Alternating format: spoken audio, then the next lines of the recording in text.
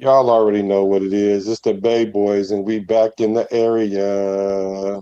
Which team, by colors alone, is identifiable around the world? The autumn wind is a raider. Which team, by slogan, commitment to excellence, Pillaging just for fun. just win, baby? He'll knock you round, All those things then upside down, are the Raiders. and laugh when he's conquered and won.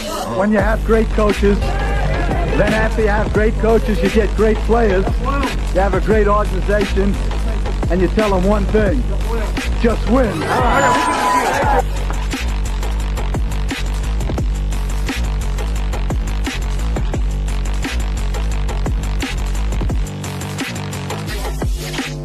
He's blowing up. Raiders.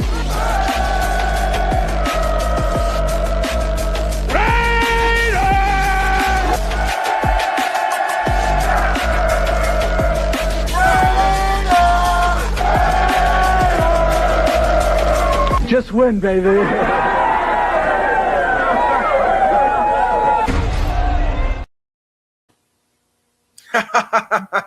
What it do? What it do?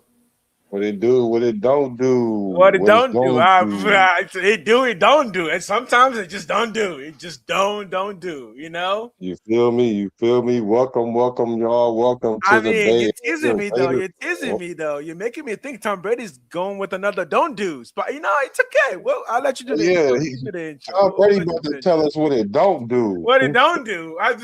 Well, Tommy boy. I mean, Yeah, we will never forget. Tommy, yeah. We. we will You never know what? forget. It's funny that you say. You know what? It's funny. It's funny that you said that because I meant to ask you about this. Because we gonna get into the show, but we gonna get off Was the I freeway watching real that quick. game? Oh, I was watching the hell out of that game. So, hey, so I want to ask you. So, how do you feel about Tom Brady, the Tampa Bay? I mean, not the Tampa Bay, but the New England Patriot coming here, and it's all forgiven when it comes to him. What are your thoughts when it comes to that? You know what? Tom Brady is a goat. I even if his career kicked off on the tuck roll, Woodson was right. It did. Even if he did, Tom Brady did something with it that no one else has ever done. I can't hate the man. I just want that for my team. So if he's gonna bring that to my team, let's go. That's all I got. It's that simple. So basically, if he brings us the Super Bowl, all is forgiven. All this was given. All is Hey, forgiven. hey, it's Super Bowl Welcome, month. welcome. Make sure y'all hit the like button. We're gonna have a good show tonight. We having a good show tonight. It's your boy Black, the quarterback with Business Decision Sports with the Bart, and you got the good Raider here. So make sure y'all like both channels. Make sure you subscribe because you're gonna see a lot of us come to the season. Matter of fact, you're gonna see a lot of Mhm. us right now. So You're gonna see a lot of us right now going forward. So it's okay. We're good. You'll see us. We're here now. yeah. Okay, let's say what's up to the people in the building. What's up with Yo, Sacktown Raider Mike? What's Raider up with Mike. brethren? Bruce We got Frank. Willis. We got What's Frank good? Weber What's in here now. good? Yep. Frank Webb, what's good with your brother? Okay, all right. Bruce Willis. So Me and my boy were discussing earlier, and y'all should know we have no shame in asking for your money because we need your money. If you got it, we want it. we need it. But I am not monetized yet on YouTube, so let's make that for me. Let's make that the first priority. This channel. I have another channel that's monetized on YouTube. That's a different story. Let's make this channel monetizable on YouTube, then we can go from there. I'll Uh, let you go ahead. yeah, no, go ahead. So we wanted to open up the show. Yeah, Go ahead. yeah, that's my cue. So if you guys haven't heard, Chris Johnson came out today announcing that he's been diagnosed with ALS. So we kind of just wanted to take the time to touch on that. Dude, Chris Johnson was a really good running back, man. He was extremely fast. Played for the Titans. So to see somebody who's that fast, and we haven't seen Chris Johnson since his retirement from the NFL. And it seems like this thing happened a bit after his NFL career, and there's no relations there. And I've done enough research in ALS, and I haven't found anything relating to sports about it, so I don't think this is sports related. And he also has no family history. This is the 90% of people who have ALS are just spontaneous ALS. We don't know where it comes from, how it starts. And unfortunately, it's unfortunate to see somebody like Chris Johnson in this. However, I don't want to speak too much about his feelings because we don't know that this could be a blessing for him. We don't know that. It's just from us from the outside looking in. We just want to say we just want to send condolences to the family. And again, he's not dead, right? I mean, this is remember the Titans, the movie. The guy got paralyzed, and Gary Bertier goes to the hospital, and the guy's name is Gary Bertier. Who's the other guy's name? The black guy's name. And remember the Titans. Yeah, I remember. He goes to the hospital. He starts giving him all this idea of we should take you to this place and this place. And Gary looks at him and goes, "Dude, I'm paralyzed. I'm not dead. Like, don't count me out just because, So again, never count him out. But we do want to say we're sending our prayers in regards to that." Yeah, absolutely. And it seems like he's in good spirits. All things considering, because you never know how you would respond to this unless you're in this situation. I mean, I saw it broke my heart because, like you said, he was a real good player. You give him the ball, you better hurry up and get to the corner because he's gonna be 88 and out the gate because he's out of there. And one thing I would say is, if he can help someone else get an early diagnosis, then this would be all. I don't want to say worth it because I don't remember exactly the words that he used, but he was basically saying how you turn this negative into a positive if you can bring awareness to someone else to get diagnosed early. So I know us as men, we don't like to go to the doctor and all that other stuff, but not me. I go to my doctor. I go to my doctor at least once every 6 months. I'm just letting y'all know right now. Yeah. I get my stab. I ain't gonna lie, I'm not one of those, and I'm probably one of those that need to. So let's start working on that as men. And so I definitely want to send my prayers definitely to the Chris Johnson family and pray for strength and wellness and God's will. Yeah, God's will indeed. Okay.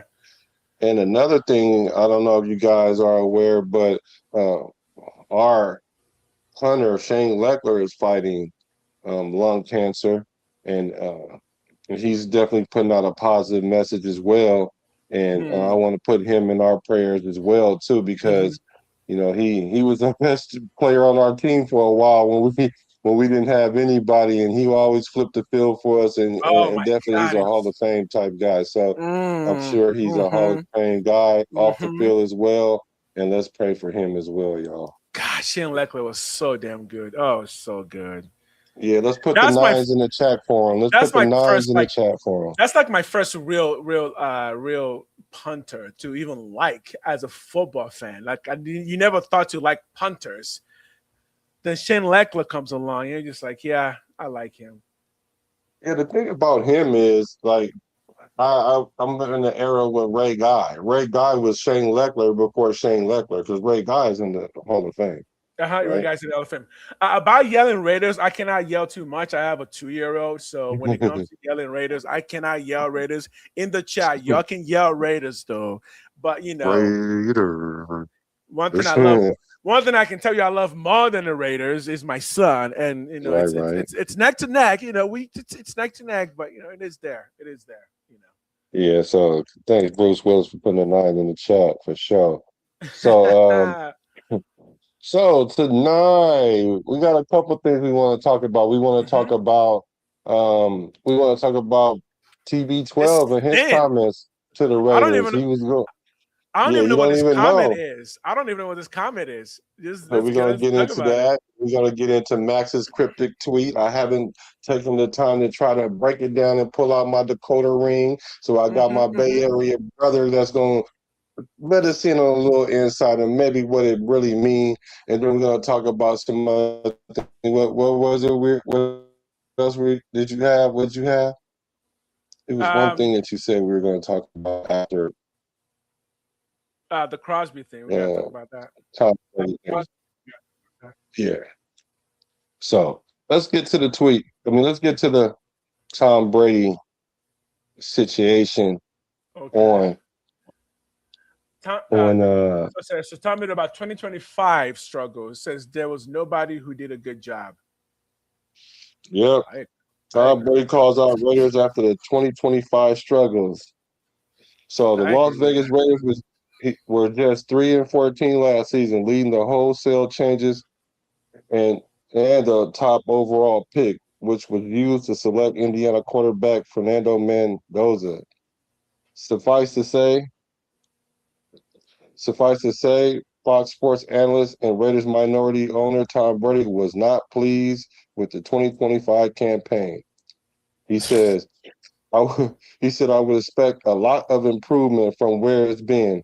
Brady said to the Stick to Football podcast. Last year, we just underperformed in every area, and it's everybody's fault. That's the reality. There's nobody who did a good job. There's not one player in the organization. There's not anybody involved that did the job to the level that it needs to be done at. And everybody needs to improve. And it starts with me. I love that.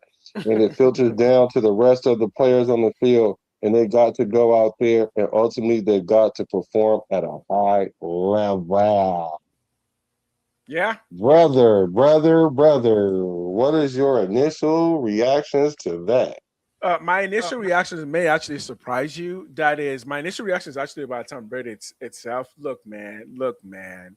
I think the national media is trying to push the narrative of Tom Brady being the new god in Las Vegas a bit too much. Okay. That aside, he's right. Everyone did bad last year. I mean, every single person was bad last year. There was not a we. Oh, what about Max Crosby? He didn't play well last year. He didn't play up to what he was supposed to be playing up to. Everybody was bad last year. He's right. That's it. What about Genty? He was only 25 yards, 26 yards from 1,000. And considering that he got hit in the backfield Yeah. so many times, could it even do you think that applied to him too? Yes. Yeah. Yeah. Yeah. Of course, it applies to everyone. I mean, how many games did we win again? 3. Right. I'm sure Genty wanted more than that. Right, right. I, You know what? Go Go ahead. ahead. Okay, I think what he's really getting at, in my mind, is this notion of let's cast blame on Pete Carroll and Pete Carroll's kids. It's like, oh, okay. Oh, sorry, Raiders. You have an entire team with coaches. Sorry, you got the 1-2 coaches that could not coach to save their life in Pete Carroll's kids, and the entire thing was their fault. No, everyone was at fault. Chip Kelly was at fault. I tell me one person that you said that was not at fault, right? Again, did Brock Bauer wanted to win 3 games? And I think that the point is we won 3 games. It's not about individual actions. We won 3 games. That's a collective. The team as a collective won 3 games. That's everybody's fault. You know what? I absolutely agree with you on that. And it's funny because we haven't talked about this because remember, he didn't know anything about this. Mm-hmm. And I didn't even read the comment all the way until just now. And Mm-hmm. I agree. I totally agree. Like they're making this Tom Brady as like he's the GOAT already of Yeah. minority owners. Like, first of all, I Yeah. already got one eye on you already because it's like a Trojan horse. Like you got installed in here, and you probably was the last person that if we would have betted 10 years ago or even 5 years ago who was going to be the minority owner, I promise you nobody would have thought TB12 Tom was Brady. going to be Yeah. that guy. So I'm Exactly. already watching him, but if he gets us a Super Bowl, then like you said, all is forgiven. Yeah. But with Yeah. that being Exactly. said, though, putting that part aside, because let's just look at it as a player, because he's Okay. looking at it as a player, right? Mm-hmm. Like as he's the GOAT, right? How Mm-hmm. it starts Mm-hmm. with the quarterback and it goes all the way down. Is it starts with the owner, even if it's the minority owner, because he's in place for the owner, um, and it works all the way down. And like you said, if you got 3 wins, there's not really much you should be jumping up and down for. You shouldn't be Right. too Exactly. excited. Brock Bowers didn't play well last year because he got injured, so he definitely didn't get his numbers. Hmm. Max Crosby, although he played better than last year, he definitely did not play up to the level of how he normally plays before he was injured. Hmm. Um, Genty, you can say he played well, but he still should have got 1,000 yards. Yeah. So, Yeah. it's enough to spread everywhere. I mean, the defense, we can't even blame nobody on the defense because they're not even here no more, Exactly. except for And Paul Mau, and we know that Paul Mau didn't play well. right. Chin played somewhat well, but as a Hmm. team collectively with 3 wins, there's nothing to be excited about, and it's time to drop that hammer down and let everybody know the expectation is the expectation. The standard Exactly. is the standard. And if Exactly. you guys aren't with that, then you need to leave. If you're going to be in your feelings, you need to leave because Exactly. what we're trying to do is have no feelings involved. Because one thing that even Kobe said, it could have been Kobe or Tom. No, it was Tom Brady. He said, if I Mhm. yell at you, Tom Brady actually said this. And I think I Kobe said something similar. But if I mhm. yell at you in practice and you get in your feelings and you have a hard time um, um, working around that in practice, imagine when you have 70,000 people in the stands yelling at Mhm. you. And so Mhm. if you have a problem with that, then you have a problem. You're in the wrong place.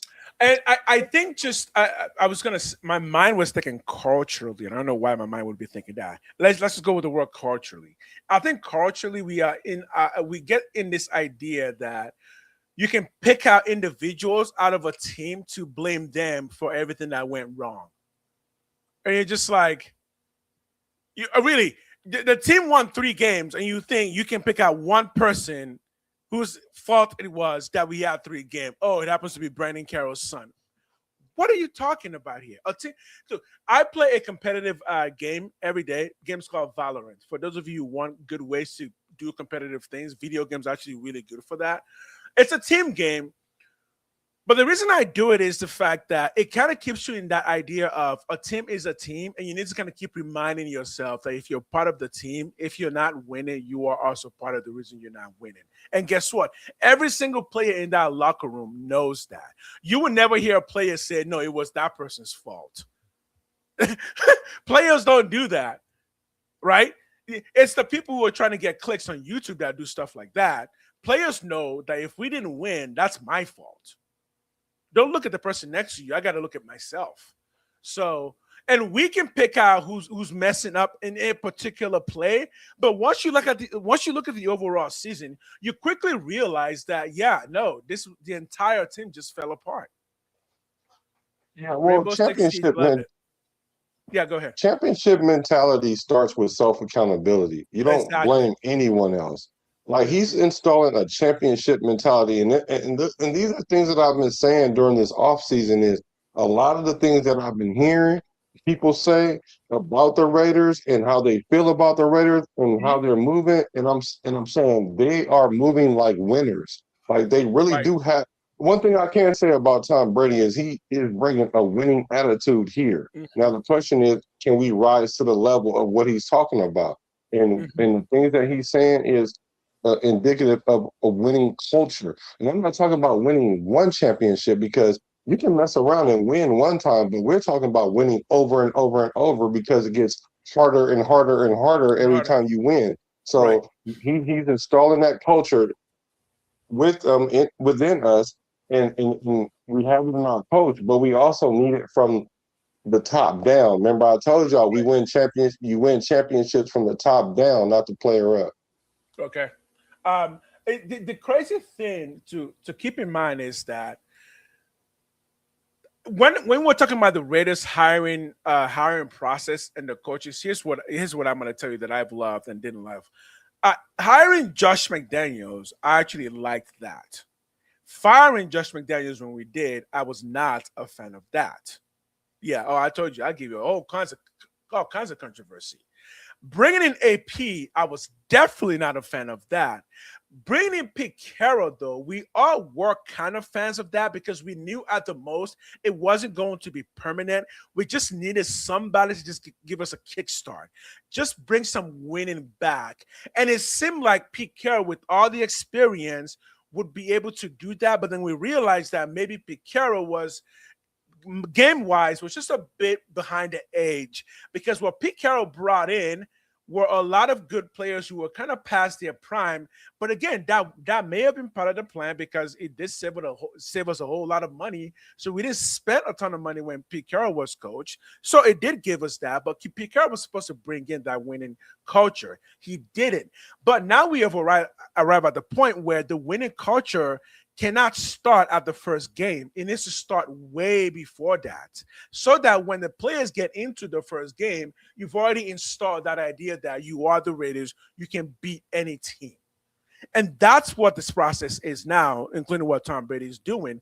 The season hasn't started yet, right? But you don't want to get to week one to start finding out if you're good enough to qualify. No. You want to do that before you even start practicing. Your mindset. So that when you show up to training camp, you're ready to go, right? So if you think last year wasn't your fault, again, players don't think this, it was your fault. Come back this year and do better, right? Yeah, absolutely. Raider Rebel says, by the time Brady bring Chip Kelly and that was his guy. And it was all, he said that's what all the report says. Yeah, let's just say it was his guy. And I'm with you. I despise the McDaniels hire Mm-hmm. for the same reasons that I look at the Tom Brady acquisition. Mm-hmm. But I can understand Tom Brady because at least, well, He I was a guess it's winner. not fair. I No, guess he it's was not a fair to winner. say because McDaniels is pretty successful, but I seen how he did in In Denver. Denver, Mm-hmm. right? And so I just never felt good with that. And then especially how he did Derek Carr. So I'm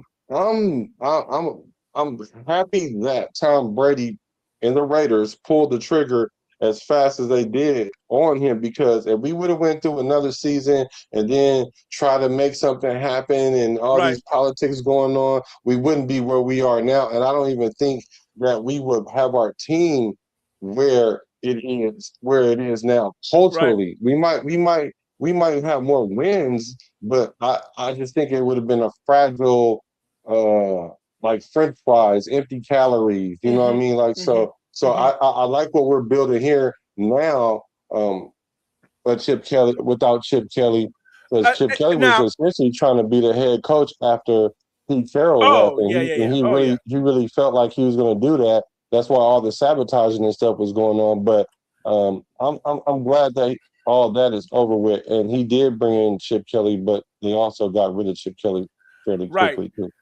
Now, firing Josh McDaniels, even though I disagree with it, I did know at that time. Look, after we fired Josh McDaniels, Mark Davis did the right thing, which is to go bring in Tom Brady to start making decisions in the back end.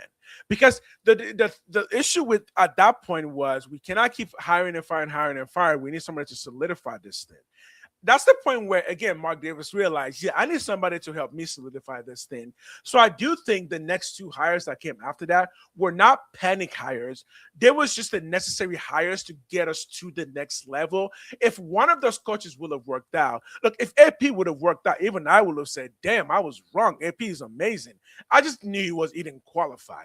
If Pete Carroll would have worked out, that would have led to a legitimately winning season for maybe 2 to 3 years because we knew he didn't have no more than that.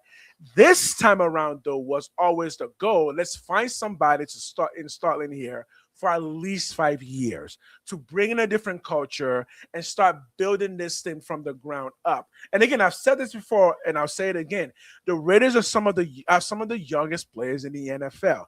That multiply that by the next 5 years, you're gonna start having a team that can be a winning team for the next 5 to 10 years, right?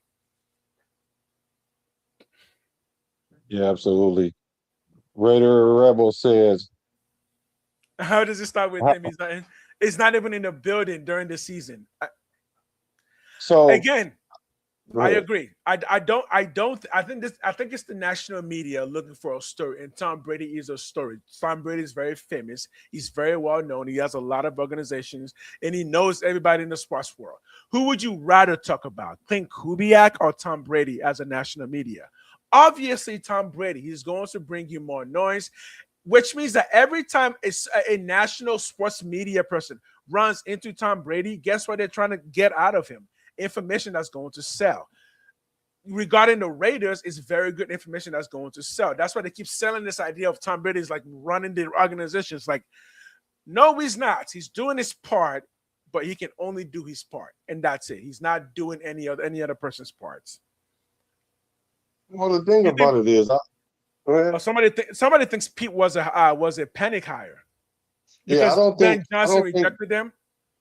Well, I don't. I I need don't to, think you could call it an emergency hire, but I wouldn't say it was a panic panic hire. hire. Exactly. And even Exactly. if it was a panic hire, it wasn't that bad of a hire. The reason Exactly. why it didn't work was because of Chip Kelly. Because had Chip Kelly, because see what happened is the owner got one guy, and Spy Tech got somebody else, or Tom Brady got somebody else, and it wasn't a meeting of the minds there. So that's why it was a Mm-hmm. clash there. Mm-hmm. That's the Mm-hmm. reason why that didn't work, and that's what we do to ourselves. We shoot ourselves in the foot. Yeah. Now, Look. Yeah, go ahead.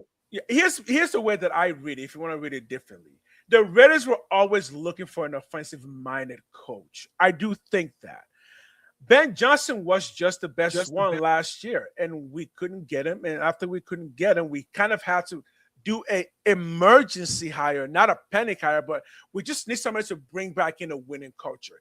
If Ben Johnson would have said yes, Ben Johnson would have just become Kubiak, what Kubiak is now, somebody to build around for the next 5 years. But hey, we didn't have a quarterback, so obviously Ben Johnson went to the place where our quarterback already exists.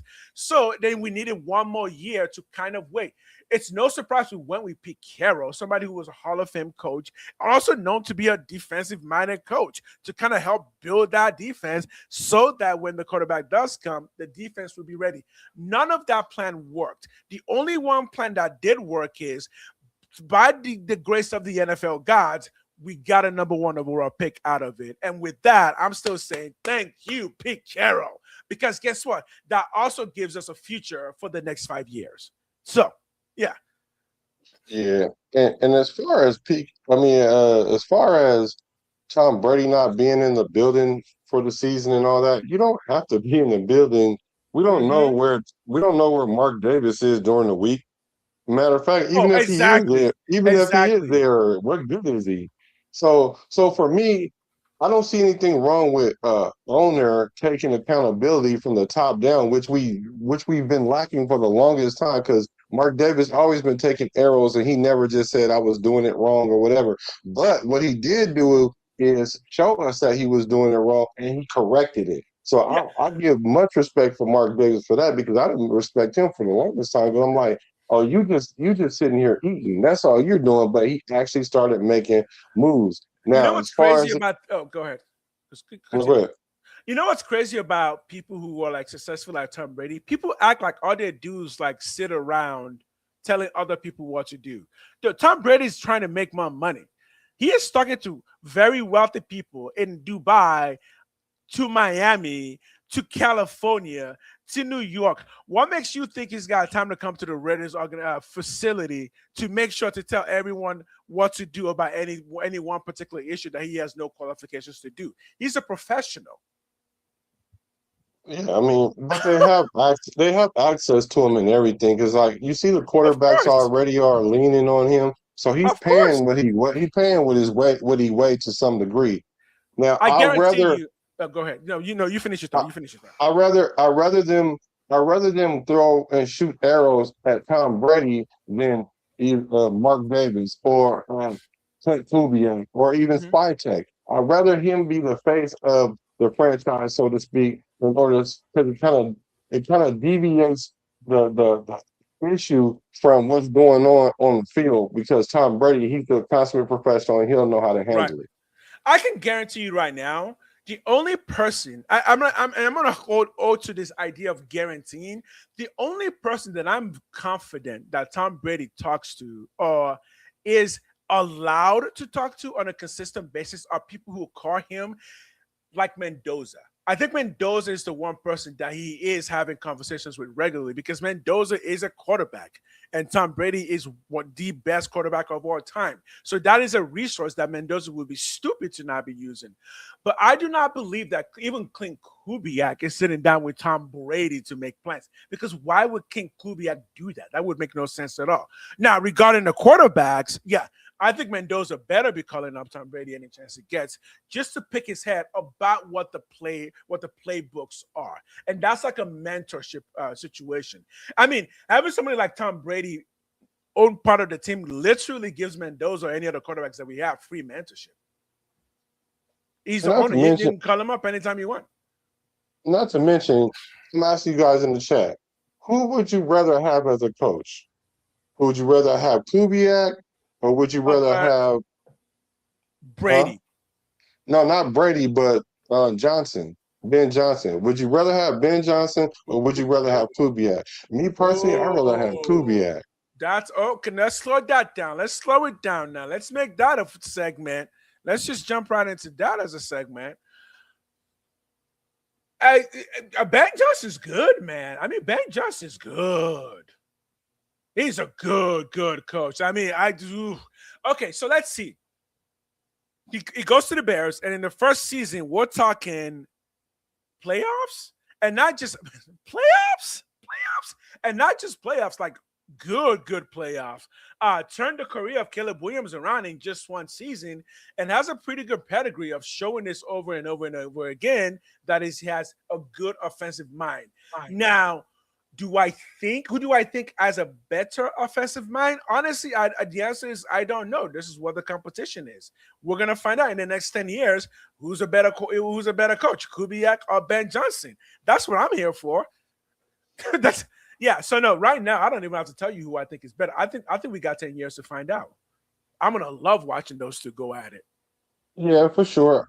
I'd rather have Clint Kubiak. I just feel more confident with You feel more confident? the Okay, way, the tell way us he why. the Tell way us he why.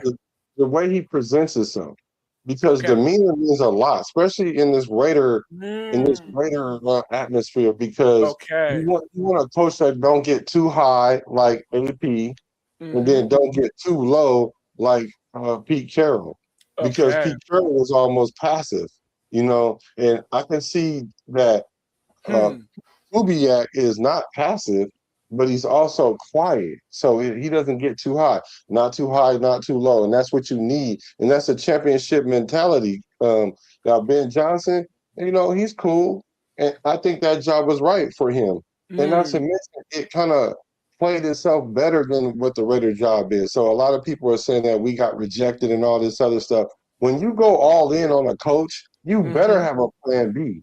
Oh And yeah. Yeah. and all those coaches that went last year, it wasn't like it was a bunch of great coaches. Which I wanted Aaron Glenn. Aaron Glenn almost about to get fired already, according to a lot of people. Which I don't believe that, but I mean, like he already on the hot seat. Like, who were we going to get? I mean, Right. being in the position that we're in, because anytime you, especially a first-time head coach, you are Right. attached to the quarterback that you are playing with. Why do you think he went out and got Kirk Cousins? That's Right. what I'm saying. Like he went to go get Kirk Cousins because he's like, if I'm gonna go down with the ship, I'm gonna at least put myself in the best position to be able to steer the ship as long as I can. So that's what he did. So I mean, yeah, I find it funny that people say that Ben Johnson rejected the Raiders.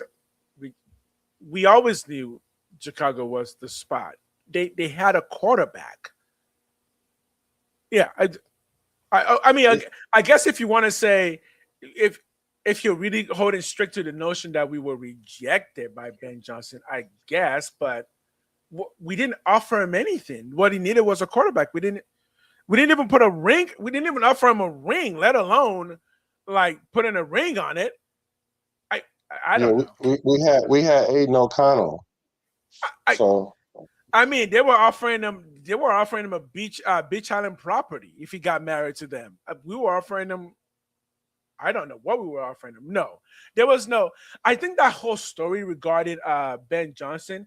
Yeah, I'm pretty sure we reached out to Ben Johnson, but I think part of that was maybe just to bring more eye and more focus to the Raiders in general as an organization, rather than an actual attempt to take away Ben Johnson from a generational quarterback like Caleb Williams. Yeah. Oh no, I don't think we tried that at all.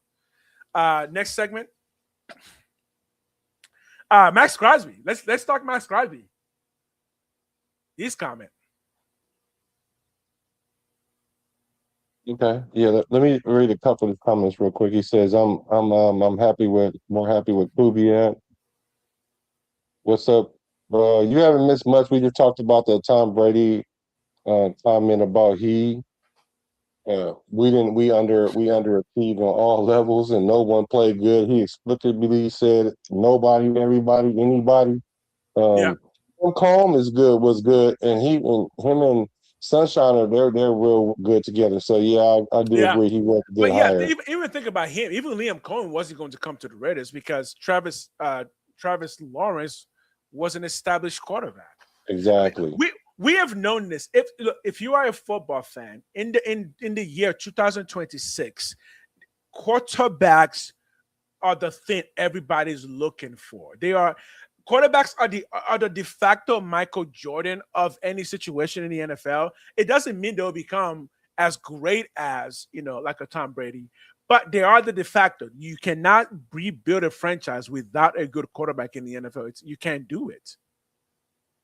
Right. And it's good. And that's a good thing because football used to be based on running backs. If you go in the past, you'll see the way you build a franchise way back when is through running backs. But throwing mechanics have gotten better. Quarterbacks are just smarter now at understanding the defense and just knowing what's happening. Like they give you the best chance to win the game. That's why quarterbacks are the number one thing that you build around. No one's going to build around anything but quarterbacks because quarterbacks are the only ones who have full access to the field at every single point, right? Yeah, Quarterbacks are your but the league. point guard and they're your shooting guard. Right. No, I agree, but the league kind of facilitated that. That's how they changed it from running back to quarterback because Mm-hmm. they implemented all these rules, All the and then they rules, yeah. also made the game more offensive and make it easier for receivers. You can't even hit receivers no more. It's targeting. Um, Regarding receivers, are those rules are not hitting receivers? I do agree with them. I agree with them. There's a reason for that. Yeah, I'm understanding. It's reasons for it. It's even reasons for not hitting the quarterback in the knee, but because you want them to play longer and all that other stuff because it's still a product. All I'm Right. saying is that the quarterback position is it's easier now than it was back then because back then they actually knew the plays. They also called their own plays a lot of times. Now these quarterbacks got all the coordinators. All they gotta do is say wristband 16, and they look Mm, at 16 and call the play. hmm And then at that point, all you gotta do is kind of know who's your primaries and all that. Right. Before, why quarterbacks had to know the line, what they was doing, Right. the receivers, the running back, and make adjustments like So Peyton the Manning and Tom Brady. Right. So I think what's happened is over the past 50 years, the people have the league has gotten better at teaching the game. And then translated and that got down to the college level so that generally speaking, NFL players now just know more about the game than NFL players did 50 years ago, right? And again, the other focus on a quarterback has made football better. It's turned into the game is more fun to watch. It's just it feels more fluid now. Running backs are. I mean, don't slip on running backs though. They're still doing their thing. Okay, are we reading this? No, go ahead if you finish. I really want to get into Max Crosby. I really want to Go get ahead. into the Go Max ahead. Crosby conversation. So there was a quote by Max Crosby, right? There was a a Twitter quote by Max Crosby. Do you have it? Can you pull it up?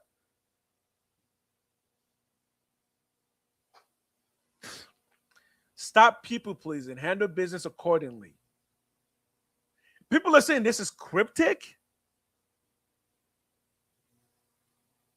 Oh no, the game was not way more fun to watch 40 years ago. What? No, no, no, no, no. We can talk about that. I'm if you don't want to talk about that, we can. The game was not more fun 40 years ago. Okay. All right, We can first of talk all, about after Max Crosby because I agree with that. Me personally, I agree with that. But we can talk about that after the Max Crosby thing. But so that tweet, people are saying it's cryptic, and I think they just saying that because for one, they don't have nothing else to talk about. Two, right. it, it's like when you don't understand something, then your brain kind of just puts in the information as you may. So if you already have this bent or this slight towards Max, you're gonna always look at something and think it's that. If you think that somebody is cheating you or robbing you, every time you see them do something, you're looking at it through that lens. No, I don't see what's cryptic about it. I don't even see what's coded about it. he might have been talking to somebody. Shoot, he might have been talking to himself because he's like, Okay, it's okay.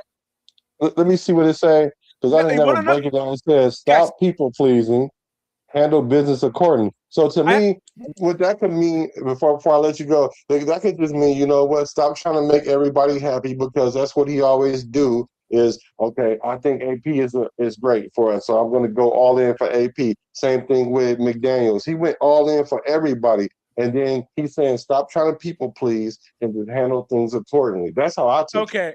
You're about to look at me like, what the fuck are you talking about? Because I'm pretty sure that tweet was about Tyrion Arnold situation. Do you guys know what's happening right now with that?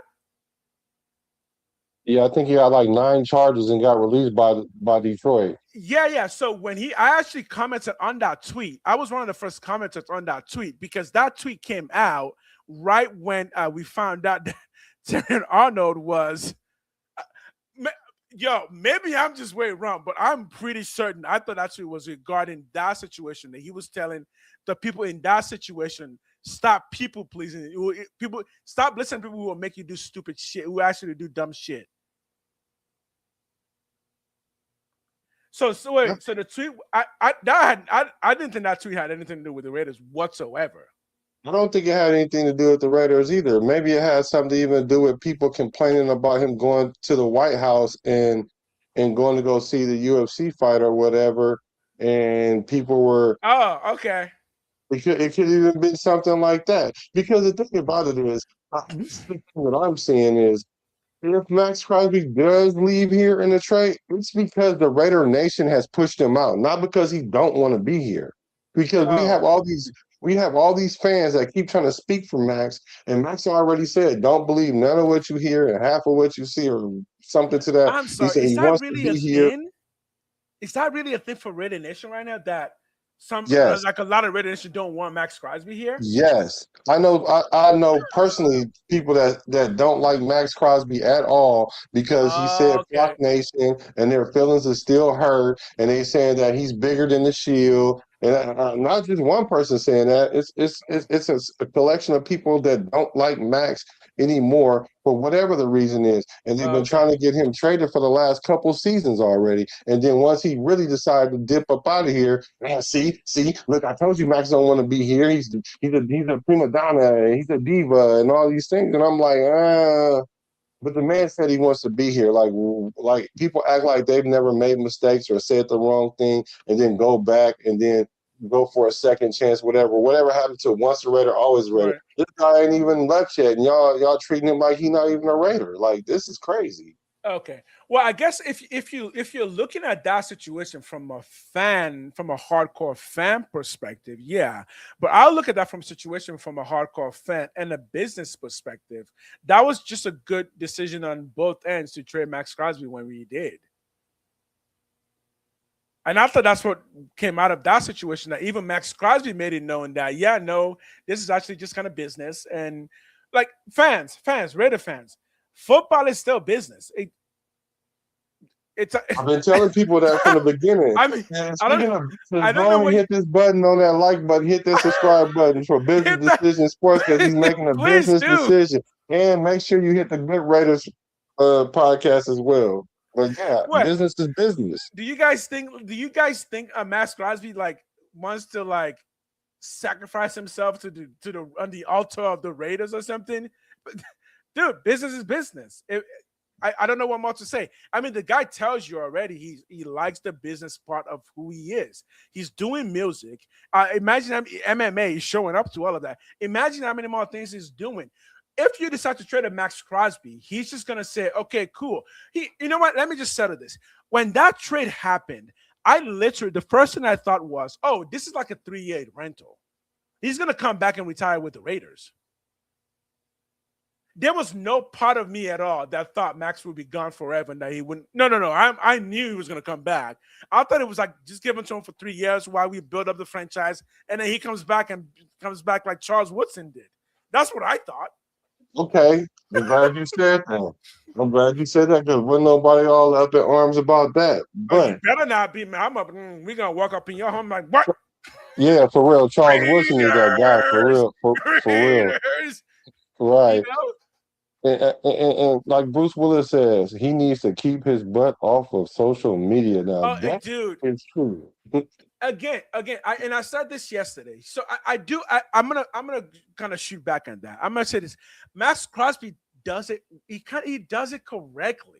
Like none of this stuff ever blows back on the team. It always just blows back on certain fans. He makes noise, but he doesn't make really bad noise. It's just Max Crosby is just promoting himself.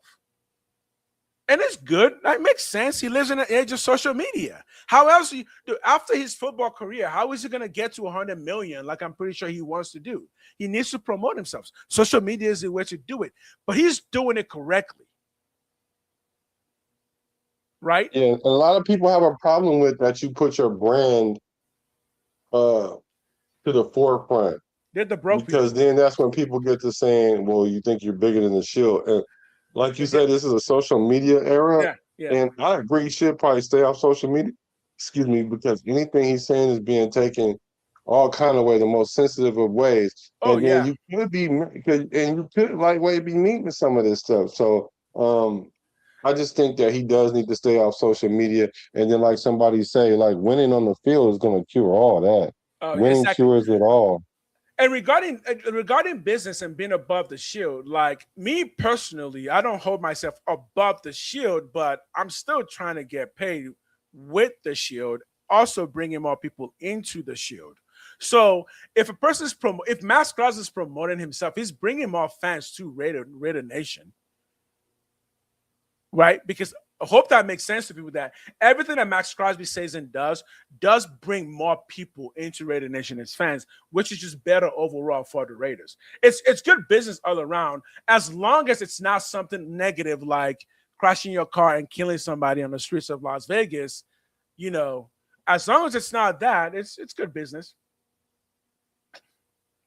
Like they say on Jerry Maguire, they don't call it show friends, they call it show Call it business. your business. Yeah, yeah. Oh, dude, when the Raiders start winning, you're going to see a full-on transformation from the fan base and everything.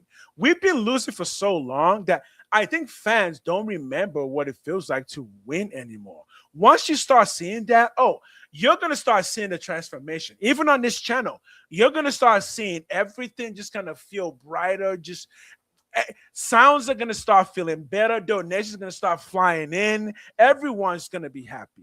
We know, we saw it. We know, we get it. We get it. But I mean, I want to make sure that Raider Nation understands everything the team has been doing has been trying to get us to this era where the winning can start coming. Do I believe the winners will start coming? Yes. Yeah, I actually do. Everything we've been doing is to get here. It's not been a waste. The past 20 years since Jamarcus Russell has not been a waste. We've been working. Owners have been working. Coaches have been working. Scouts have been working. Fans have been putting in the work by showing up every Sunday, losing and still showing up. But we do all of that for the hope that right now, this coming season, that winning starts to come. So. Yeah, let's look at some of these comments. A lot of just like some people have problem with him doing a podcast. Like I hate Max podcast and self promo. That's not football. Yeah, I don't watch it. I don't watch Max podcast. I don't watch I it. don't watch this podcast, but I have seen a couple episodes, and I really don't have a problem with his podcast. Yeah, exactly. Actually, like, what would y'all rather him do? And be driving up and down the strip, going to Top Golf, and doing all that kind of stuff, all the things that Vegas require, asks of you. He could really be out there doing something. Then y'all be wondering why his play slipping. His play not slipping because he's sitting down talking about whatever it is he talking about on his podcast. It's not like he's one of us where he has to be the one to control it, the one that has to do the show, the script. He ain't doing none of that. All he's doing is pulling up, talking about whatever it is that the topic is that they're bringing up. It's no different than just doing an extended interview. And I don't have a problem with them doing stuff like that. Like those things are not destructive. Look, Max Crosby's already told us the answer to this also, I think, because in this first season, he was having other struggles with alcohol and all of that. And he's told us many times that he's an addict. He needs to be fully invested in what he's doing. What could you be more fully invested in than yourself in a positive way? I mean, you hate the podcast. Why? It's not a bad podcast. It's talking about himself. It's talking about football. It's talking about life. It's a good podcast. There's nothing else he would be doing that he would feel more fulfilled in. So if he's doing that and still showing up every single day to play the game, yeah, no, good, man. More people should do that. I mean, maybe less people should do that because that just means more followers for me. But I'm not worried about. I'm not worried about Max. My podcast would be better than Max's podcast. Let the man have fun. Let him be himself. Let him have fun. At least that's what I say. What you want? What facts? What you want him to do? He just talking about football. Football, right? Exactly. What do you want him to do? I mean, I love talking about football. Max, can you pay me to talk about football?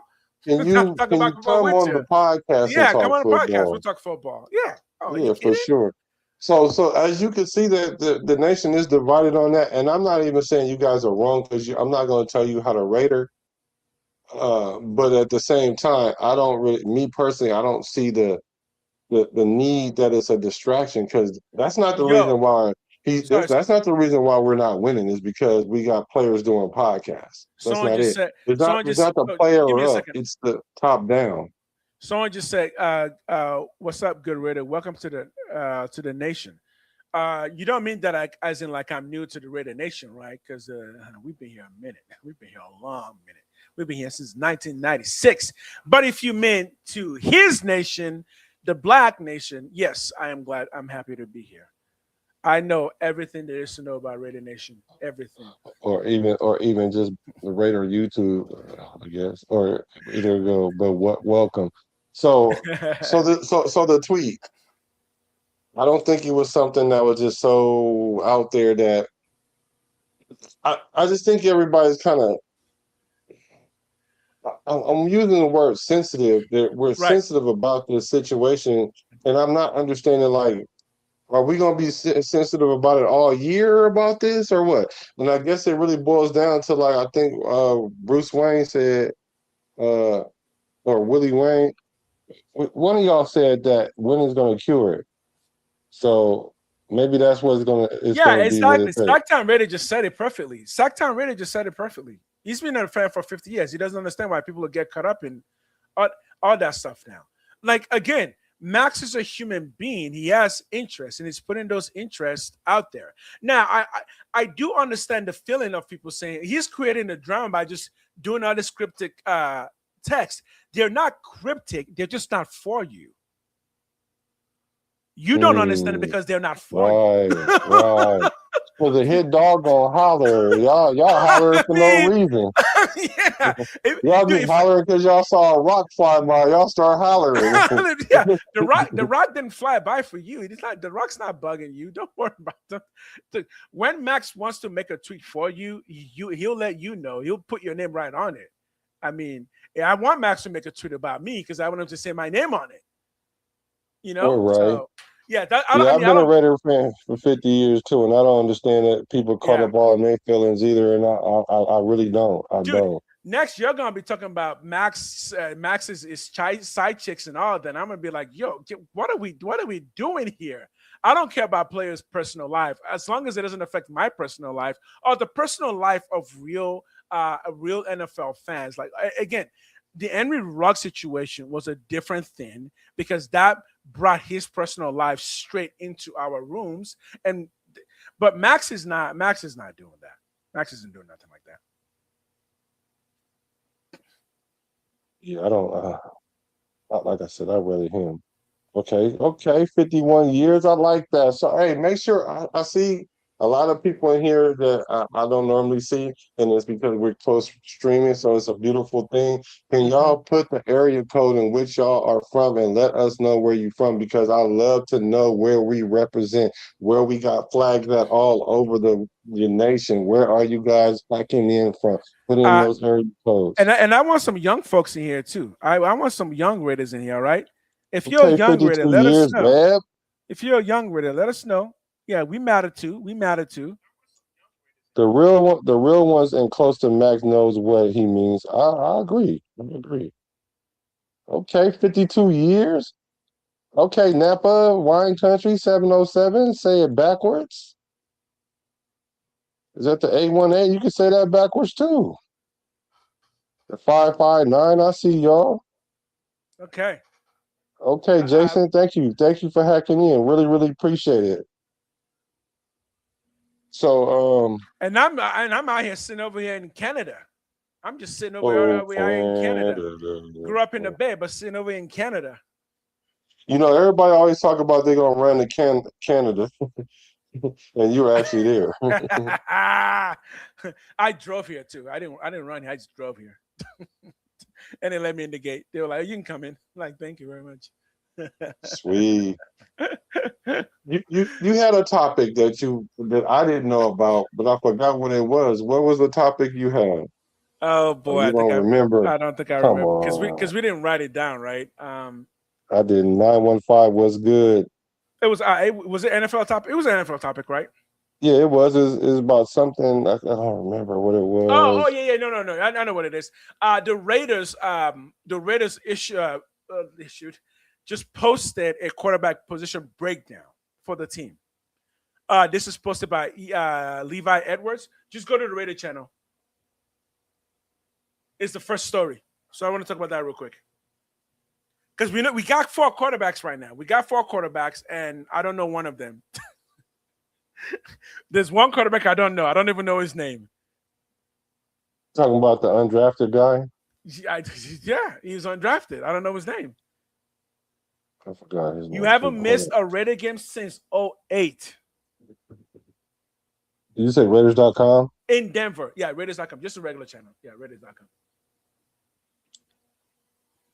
And click on the first story.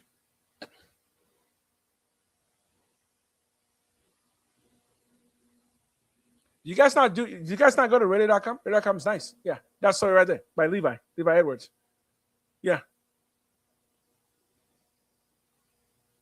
Okay, let's see what it says here. It says 2026 position breakdown. And Kirk Cousins and Fernando Mendoza make an intriguing dynamic in the quarterback room. This was you talking about the other quarterback was let's see, what is my man's name? I forgot. He's got some tall quarterbacks. So let me see what it says. It says, you want me to read this first couple paragraphs or whatnot? So before you do, so what people need to understand, so this stuff right here, this is what a lot of important people see for the Raiders. So when they release stuff like this, is to let like important people read up on what's happening with the Raiders. So this stuff is going to be because Levi works with the Raiders. He works for the Raiders. So this is going to be good stuff about each one of these people. So yeah, it's pretty good read. Go ahead. Jacob Clark is our other quarterback. Oh, that's his name. Okay, Jacob Clark. Where is he from? What's his deal? Because I know nothing about him. Missouri State. Missouri State. Okay. Yeah, he thrown nearly 8,000 passing yards, 64 touchdowns in his time with the Bears, and was named offensive MVP at the American Bowl in Florida. Okay. All right. So basically, they kind of broke down each one. So I guess I'll read it. It says, the Silver and Black added a proven veteran in Kirk Cousins, who is heading into his 15th NFL season. Cousins, a 4-time Pro Bowler, ranks in the top 6 among active quarterbacks in passing yards, 44,700, and passing touchdowns, 298. Cousins not only provides a veteran influence, but has an established relationship with head coach Clint Kubiak. Yeah, the duo worked together for 3 seasons with the Minnesota Vikings. Cousins threw for 1,289 passing yards and 94 touchdowns with Kubiak as his quarterbacks coach and offensive coordinator. Let's stop right there. That's a lot. That's good. 4 seasons. Were those some of Cousins' best seasons with Kubiak? Yes. 4 he threw for 4,000 yards, I think all 3 of those years. Oh wow, yeah, he threw 4K. each one of those years, or at least close to 4K each one of those years. That's good. And 94 touchdowns. Wow. How many playoffs though? You think they went to 3 playoff games? He won one, I think. Okay. Okay. And so that's the knock on him is that he doesn't the big games like he Right. doesn't show up. So Well, it's guess not who like does? so it's not like he walks on water. Guess who But does show we up in big games? don't say who. Mendoza. Oh, okay. He shows up in big games. He knows how Yeah. to show up in big games. Look, and honestly, that don't write that down. Kirk Cousins doesn't show up in big games because Kirk Cousins wasn't really in a lot of big games in college, and but in his NFL career didn't get a lot of opportunities for big games. Mendoza, we know for a fact, shows up in big games because he did it all of last year and won the whole thing. So, and he did it with a franchise because yeah, you can call it a university or franchise because Indiana they weren't a football program, right? They are now though. So yeah, Mendoza shows up in big games, right? And this is part of why people have been saying, why not just start Mendoza? The kid just shows up in big games. Let's just start him off and just say, hey, this is the NFL. Every game is a big game, right? Why the only person over there smiling is Mendoza? That's his game time. That's his game time face. That is so crazy. It is so crazy that they took this picture. I'm sure somebody realized that, oh, the only person smiling is Mendoza, but they were like, well, yeah, that's just him. That is just him, right? He said Dude, Cousins' agent is the MVP. You ain't lying. You are not lying. Yeah. His agent is definitely the MVP. Willie Wayne was good. But I tell you though, if you go look at Mendoza's games, dude, he's got a mean game face. Like when it's time to rock, Mendoza's face is like locked in, man. Yeah. So did they put out a depth chart? I don't know. I haven't seen one, but let me tell you what I presume the depth chart to be. They're gonna go with Go the ahead. veteran, the number one right now. So going into camp, I think is going to be Mendoza. I mean, not Mendoza. I'm sorry, Kirk Cousins, AOC, Mendoza, and Jacob Clark. And that's because this on seniority alone. This seniority alone. And so what happens is when you're ahead of somebody, it's your job to lose. Yeah. And if the other person plays better than you, you're going to get usurped. Okay. So as I see it right now, I think that's how it is because based on just experience. Here's a question for you. Tell me one player, one position that you think is going to get usurped this year. Who will lose their starting position this year? That had it last year. That had it last year. Well, Any position. It's not fair. I would say, being unfair, I would say Paul Mao because he wasn't a Call him free out. safety. Okay. He'll lose his position. Mhm. But another person I think gonna lose their position, and I'm glad you asked this. Of course I'm you are. back. I'm back on the Caleb. I'm back on the Charles Grant train again. Okay, Because Charles Grant. I went and looked at some tape, and yes, he is a small guy, but he handles business. He's going to take DJ Glaz's job. I'm sorry. You are He's okay. taking DJ Glaz's job. Can we look at some film right now? Yeah, let's get to it. Yeah, show me what you saw. Because hey, if you can tell me that a 300-pound dude can do it, then I believe you. Keep in mind though, he's also older than DJ Glaze. Yeah, because y'all been talking about movement, right? Y'all been saying it's this movement that Grant has hustle. Okay, good. Has hustle. I want to see it. You think Jordan Meredith's going to lose the position? Well, you know. Yeah, read the chat and see who the chat thinks is going to lose their position. Jordan Meredith. I don't think he ever had an official position. I think his position was just you're the guy. So we're thinking Glaze. Another one said Glaze, that Glaze will lose his position to Grant. Okay, let's see it. Whoever said Jordan Meredith, that was just mean. That's not nice. What are you trying to pull up? I gotta find. I'm pulling up his highlight. Yeah, you want to show me this Charles Grant? Hmm. 1 second. If it's as good as you said, I said make him a guard. Ah. We'll take a drink of water while we wait.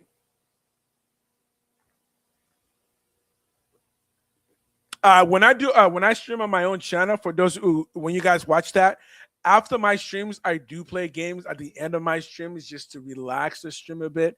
I don't do it on this channel because this is a co-stream, but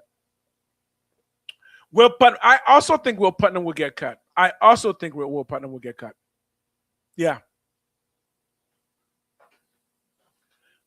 I don't know why I can't find the dang video. I was looking because I think it won't be copywritten. So let me. I'm finding it. 1 second.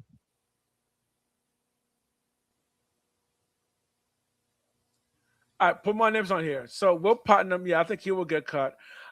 Second cornerback. Who do you guys think will be the second cornerback? Who's going to take it? Darian Porter? You think he's going to keep it? If not, who's taking it? You better spam that name. I know what names you're thinking. Who will be our second cornerback? Better yet, no one thinks Eric Stokes can lose his position. No one thinks Eric Stokes can lose his position this year. Because, don't say, oh, see, he doesn't have a position. His position is Raider mascot. Okay, that's AOC's position. He's a Raiders mascot. Okay, here we go. Oh, great. Okay, so McCoy. So we think McCoy is going to be the second cornerback. We think McCoy is going to take it. So Darian Porter is going to AOC will get traded. I also believe that. I also think AOC is a good candidate to get traded. I also agree with that.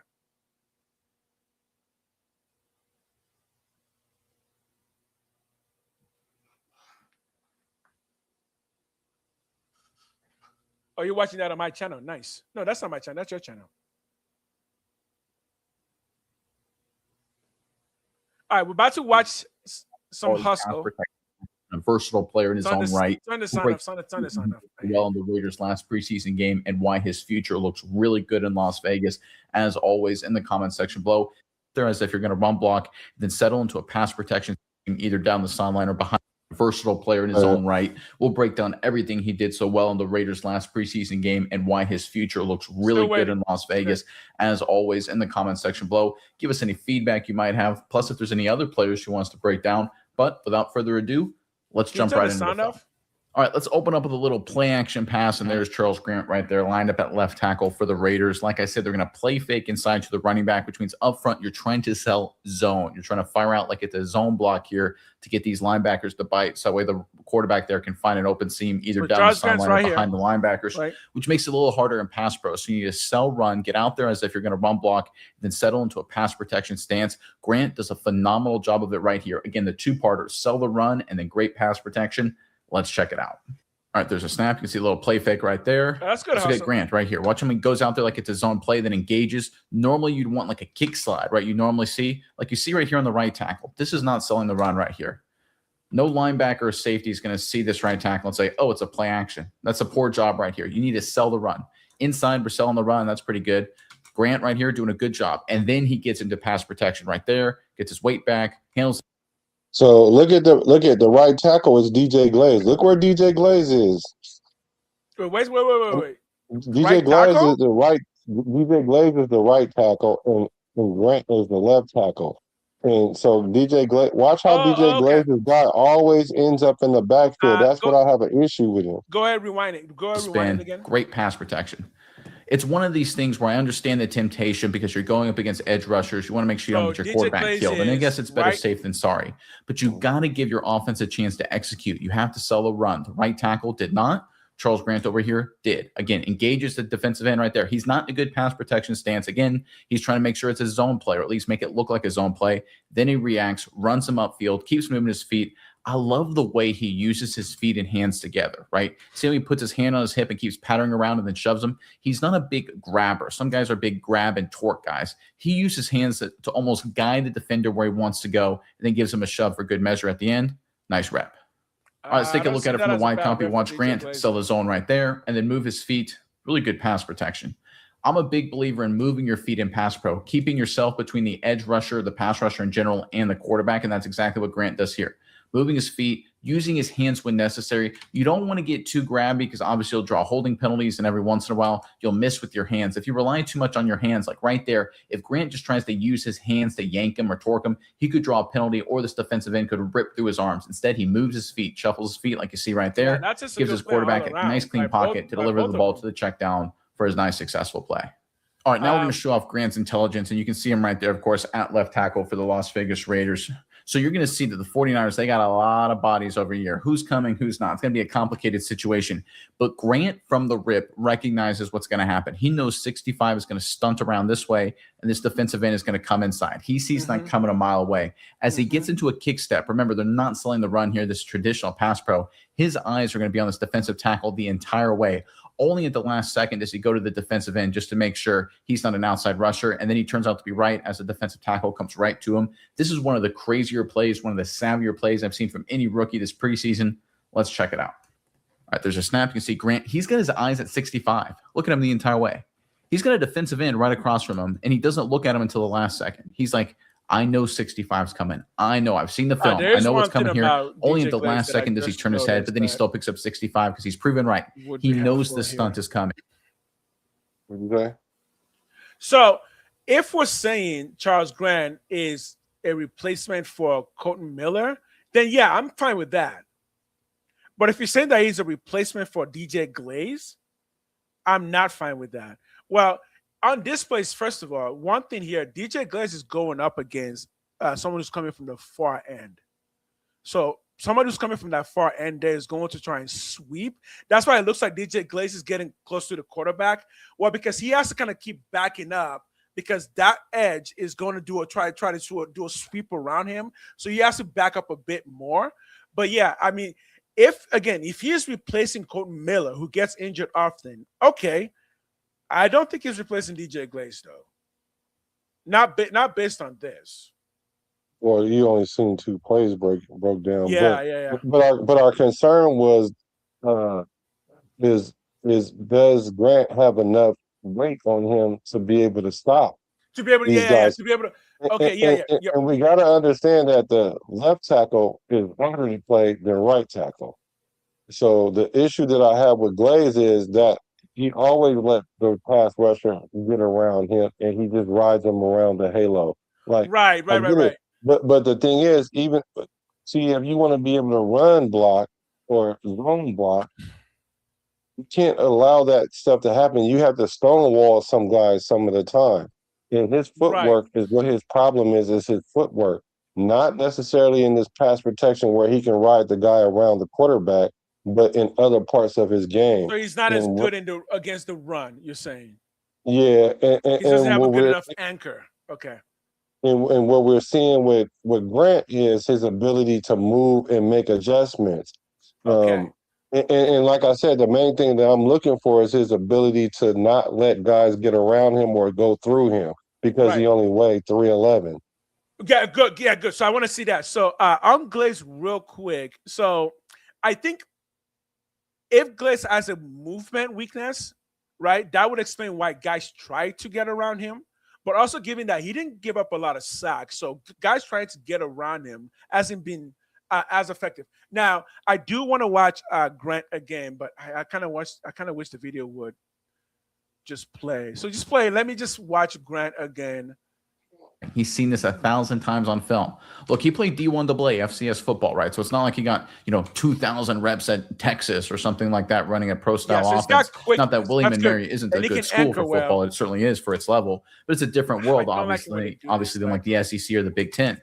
But here he's so smart, so savvy. He knows it's coming. I love this. Right at the snap, he's like, no, you might be right. I know you're coming, bro. I know you're coming right to me. You can fake it all you want. I know you're coming. All right, I guess I got to look outside, but here you come, and now I got you. Really savvy play from Charles Grant. All right, for the wide copy, you can see right there, he's got his eyes inside the entire. a scoop block like this. Great job here. Yeah, I can't. Stuff, right? Compare his. Choppy. Okay, to cut him off. This is a. All right. Imagine being able to build anything just by thinking about it. Meet Base 44. Let's look at this Really last tough play. block, and Charles Grant does a great job. Let's check it out. All right, there's a snap. We can see the zone tracks across the board. We can see the zone double team right here. 56 comes across. Not a great job by the right guard. Little zone double team right here. Center trying to work up to the next level. Does what he can. That's really good effort by 67. I'll give credit where credit is due. Let's look at Grant on the backside here. Gets his foot in the ground. Great athlete. Completely cuts him off by himself. This is awesome. I can't tell you how hard this is. Now, Grant makes it look easy here, but you talk about being a great athlete, getting his feet in the ground. Did he actually get him moving a beat early? Let's see. He did. No, he just timed it perfectly because he knew he had to be on his horse. So the thing is, he has a wrestling background too, and so that's what his what they're saying is a good thing about him. So you is do think he's capable of it? I do. Okay, I do. But he hasn't beaten anyone yet. He's already had a chance to beat, so he didn't beat him. Who he had a chance to beat? Who? How long? He's been on the team for how many years? 2 years. This is the second year. This is the second year. Okay. So he wasn't going to get playing time under Pete Carroll. Because, Pete Carroll doesn't play the rookies. He even came out and said he doesn't like to start the rookies because if he does that and then players get hurt, they won't have players at the end of the year. And he just don't trust rookies early in the season. So if they have more time to get prepared or develop, then he has more confidence in them. And that's why they both, Caleb Rogers and Grant, had limited time. But we got both those guys in the third round of the draft. But we are going to see a lot of them in camp this year, though. We're definitely going to see a lot of all these linemen in camp. And I just think if you don't get blown off the ball, which I'm not seeing, I'm thinking that was my only concern, that he was lighting up in the tail and it looked like he's handling business. So, okay, let's answer to Lou Skunked real quick. He says, "Quote, Spike Tech. I made the apparently he doesn't like Spike Tech. Brought you Pete. Brought us Pete. No, I think Pete wanted to come. He didn't bring us Pete. Pete wanted to come. Made the worst call in Super Bowl history. What call was that? Not giving the ball to beast mode and throwing the interception. Oh, whatever, man. Spytech brought you Gino. Yeah, okay. Gino also made sense. Spytech brought you Cousins. Okay. That makes sense. I'm a donkey?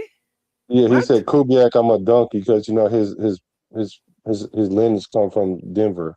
Oh, because his dad is a big Denver guy. Yeah, his dad also won Super Bowls.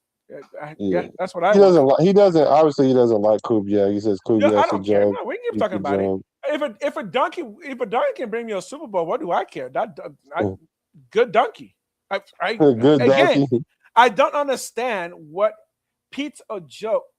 Pete's a Hall of Famer. What? I know I make sense.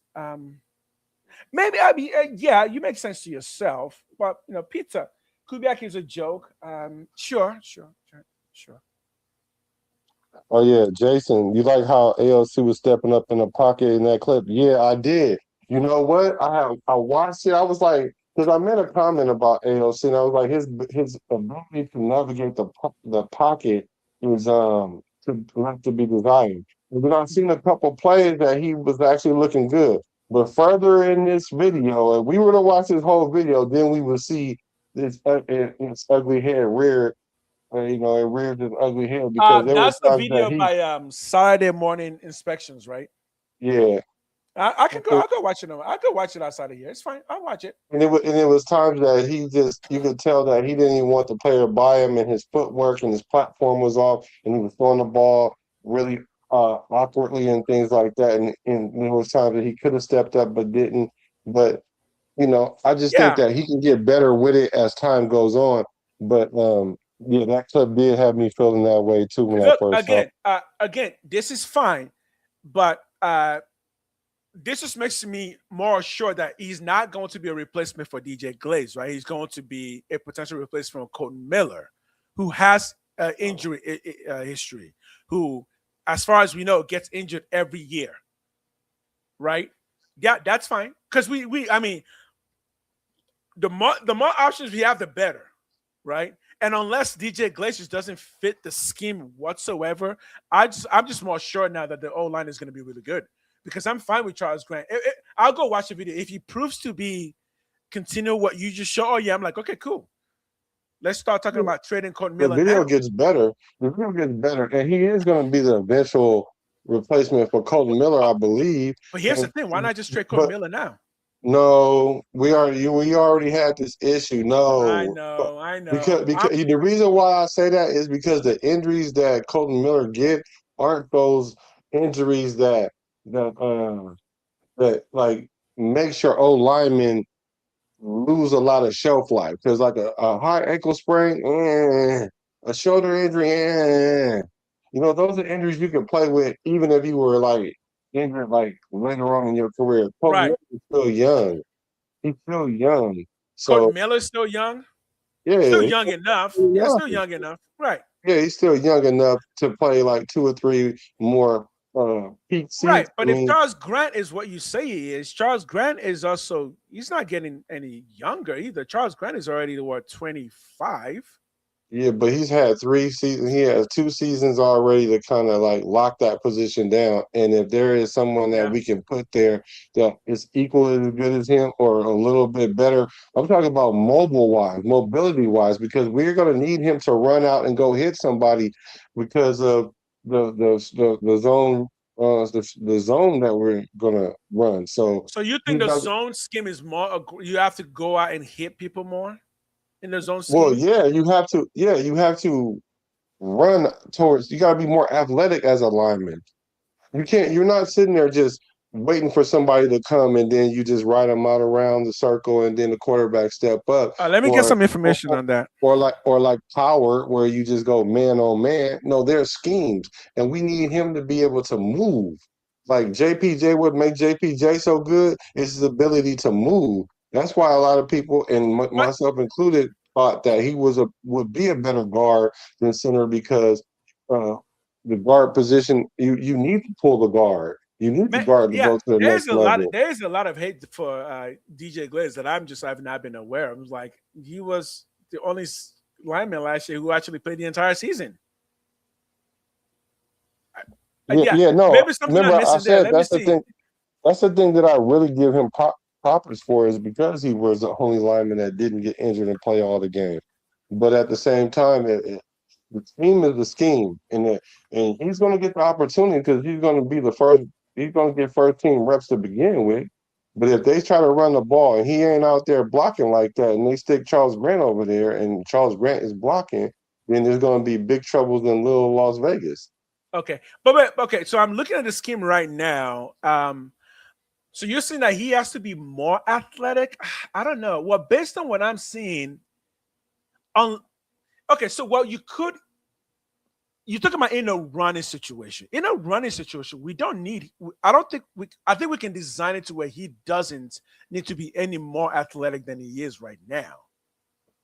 But if you got a guy that's already athletic, why should you have to scheme around a player deficiency when you have a player that don't have that deficiency? Right. Well, because strength is also a form of athleticism, and that might be more useful in a situation than somebody who's able to move quicker.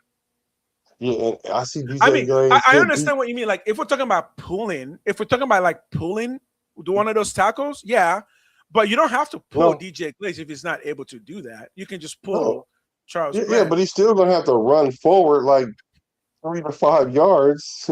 Like Eh, he has to uh, go attack someone. He has to go yeah, well, block someone, and exactly. But that's I'm not not and that's seeing. not his strength because his footwork. He don't have good footwork. I, That's his issue. What's his superpower is his arms, his length of his arms. okay, That's so his the length of superpower. his arms, he's got that, and he's got good size. Yeah, I His think you just mobility use. is the issue. He doesn't need that though. You, Not you every do. lineman needs mobility. Like you can just No, use you them don't. within You their don't have strength, to. right? You don't have to. But if you have a guy that plays tackle and he's mobile and he's strong enough to block these guys, If you do, yeah. If you not to do, mention not to mention Glaze definitely couldn't play left tackle, right? Could we Yeah, of agree that course. he That's couldn't why play left tackle? I agree. So If you so have so all those things, if you do, but we didn't last year because DJ Glaze won that battle. So we didn't have. You're saying that there's a good chance we have that now. mhm, Okay. Yeah. Okay. Yeah. yeah. If there's a good chance that we have that now, I would agree. Let's throw and do that. But based on the plays that I'm looking at right now, all of them don't even have the right tackle really moving much. Most of the movement is coming from the left tackle. Again, the scheme also depends on where the coach is going to run. It is possible to just run more on the side of the person who has the speed that you need rather than Glaze, who has more of the power and would be good against a pass. I think overall, DJ Glaze has proven to be a much better overall lineman. He's good enough against the Mm, run, he's good enough against the pass. mm, we gonna see. We're gonna see, Yeah, yeah. Oh yeah, yeah, no, we'll I see. again, we got to put the best man out there. If DJ gets beat, it gets beat. But based on the past, he hasn't gotten beat yet, and I don't see evidence that the Let's see. beating Hold on. is coming. But yeah, maybe it will be. Maybe it will be. Because again, remember, and I've said this before, because of the side he plays, he's mostly gone up against Max Crosby all of his practice, and Max Crosby is known for speed and bend. So yeah, that might be a weakness, but it's also a weakness that has been consistently worked on with one of the best in the league. So yeah, former Oakland Raider County Stadium, living in okay, nice. Yeah, that's fine. Yeah, you're fine. You like the team. Lou, I think what everyone's saying is you like the team, but you don't seem to say anything positive about it, which is kind of indicative of maybe you don't like the team. Because why would you not say something positive about it, right? even if you thought the Raiders are not going the right direction, I mean, it's still something to be hopeful, but you just don't seem to have any hope. You know what I mean? Cut Cousins immediately. Why? Why cut him immediately?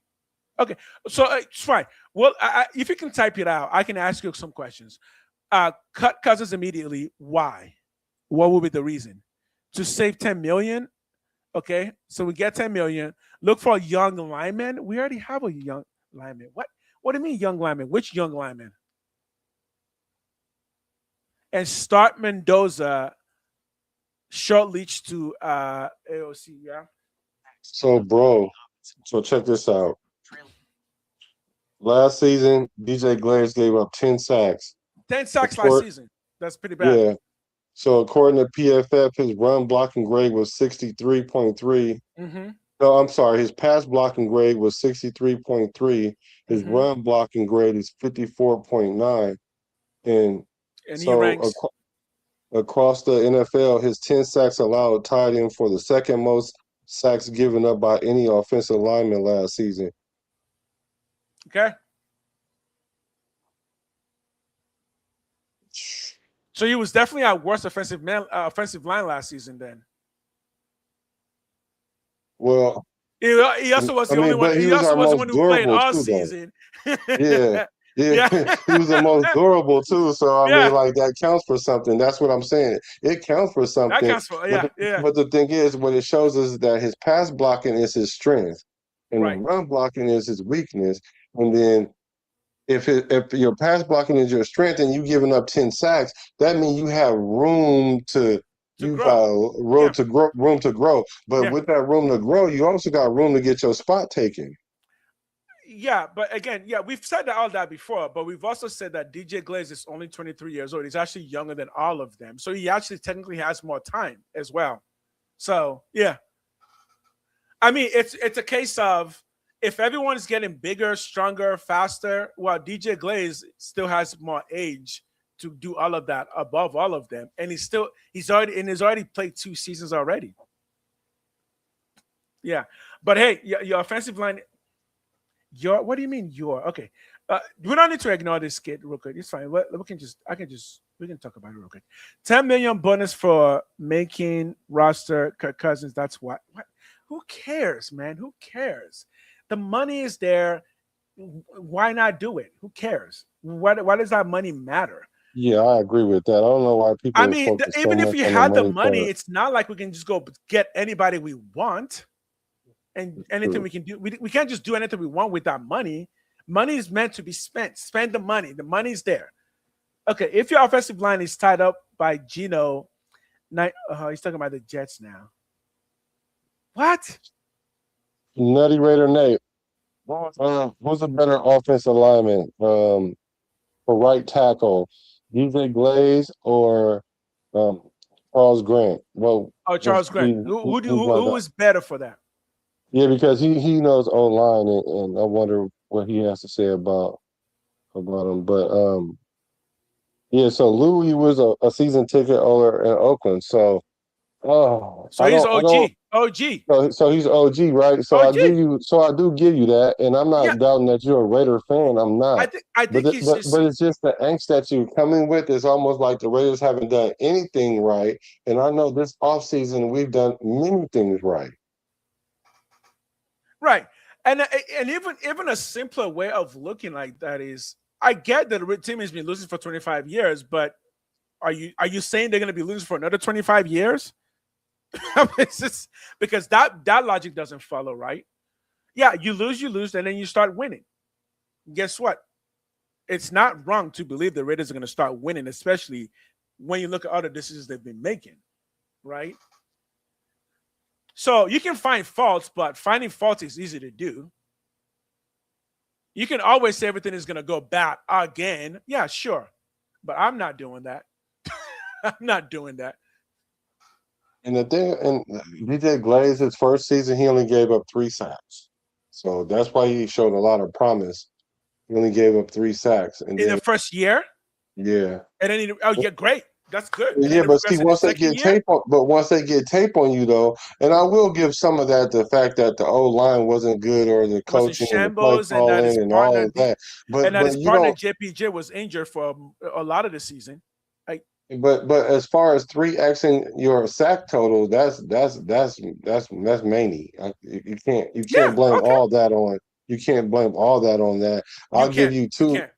I'll give you 2 times, but not 3 times. Yeah. No, you can't. He was clearly not a good offensive line. That's fine, but our entire offensive line wasn't good. Yeah. You're pissed. Oh, you're pissed. Mendoza has to start. Why does Mendoza have to start? Why? Why does he have to start?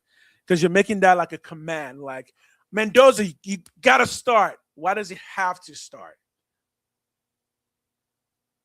Yeah, I've already did the numbers, but out of the last 10 quarterbacks, the number 1 pick that started was Glaze 7 is the best option. He answered your question. Glaze is the best option. Glaze is the best option, but the wild card is the rookie Trey Zoom. Look, on the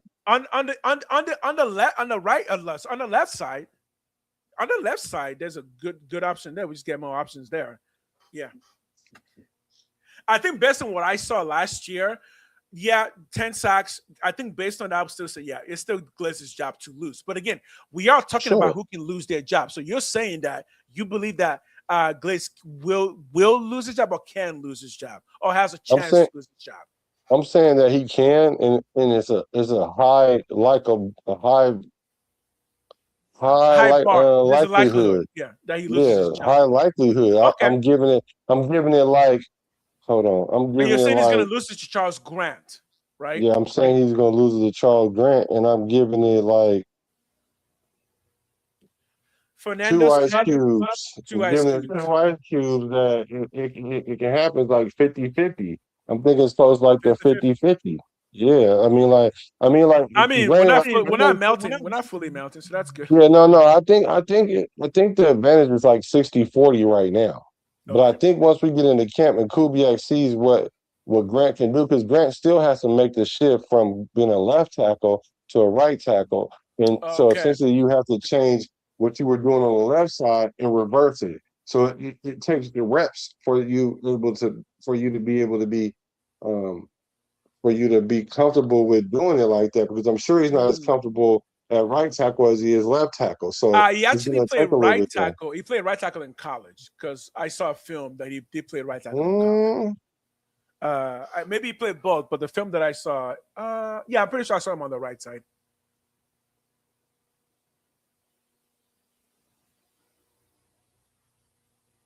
Yeah, exactly. Yeah. But what if you rather win with Fernando rather than lose with Fernando? I'd rather win with Fernando rather than keep the Geno Smith, Kirk Cousins, Garoppolo. You still hung up on Garoppolo? Yo, that man is over somewhere else making his money, man. You too hung up on stuff.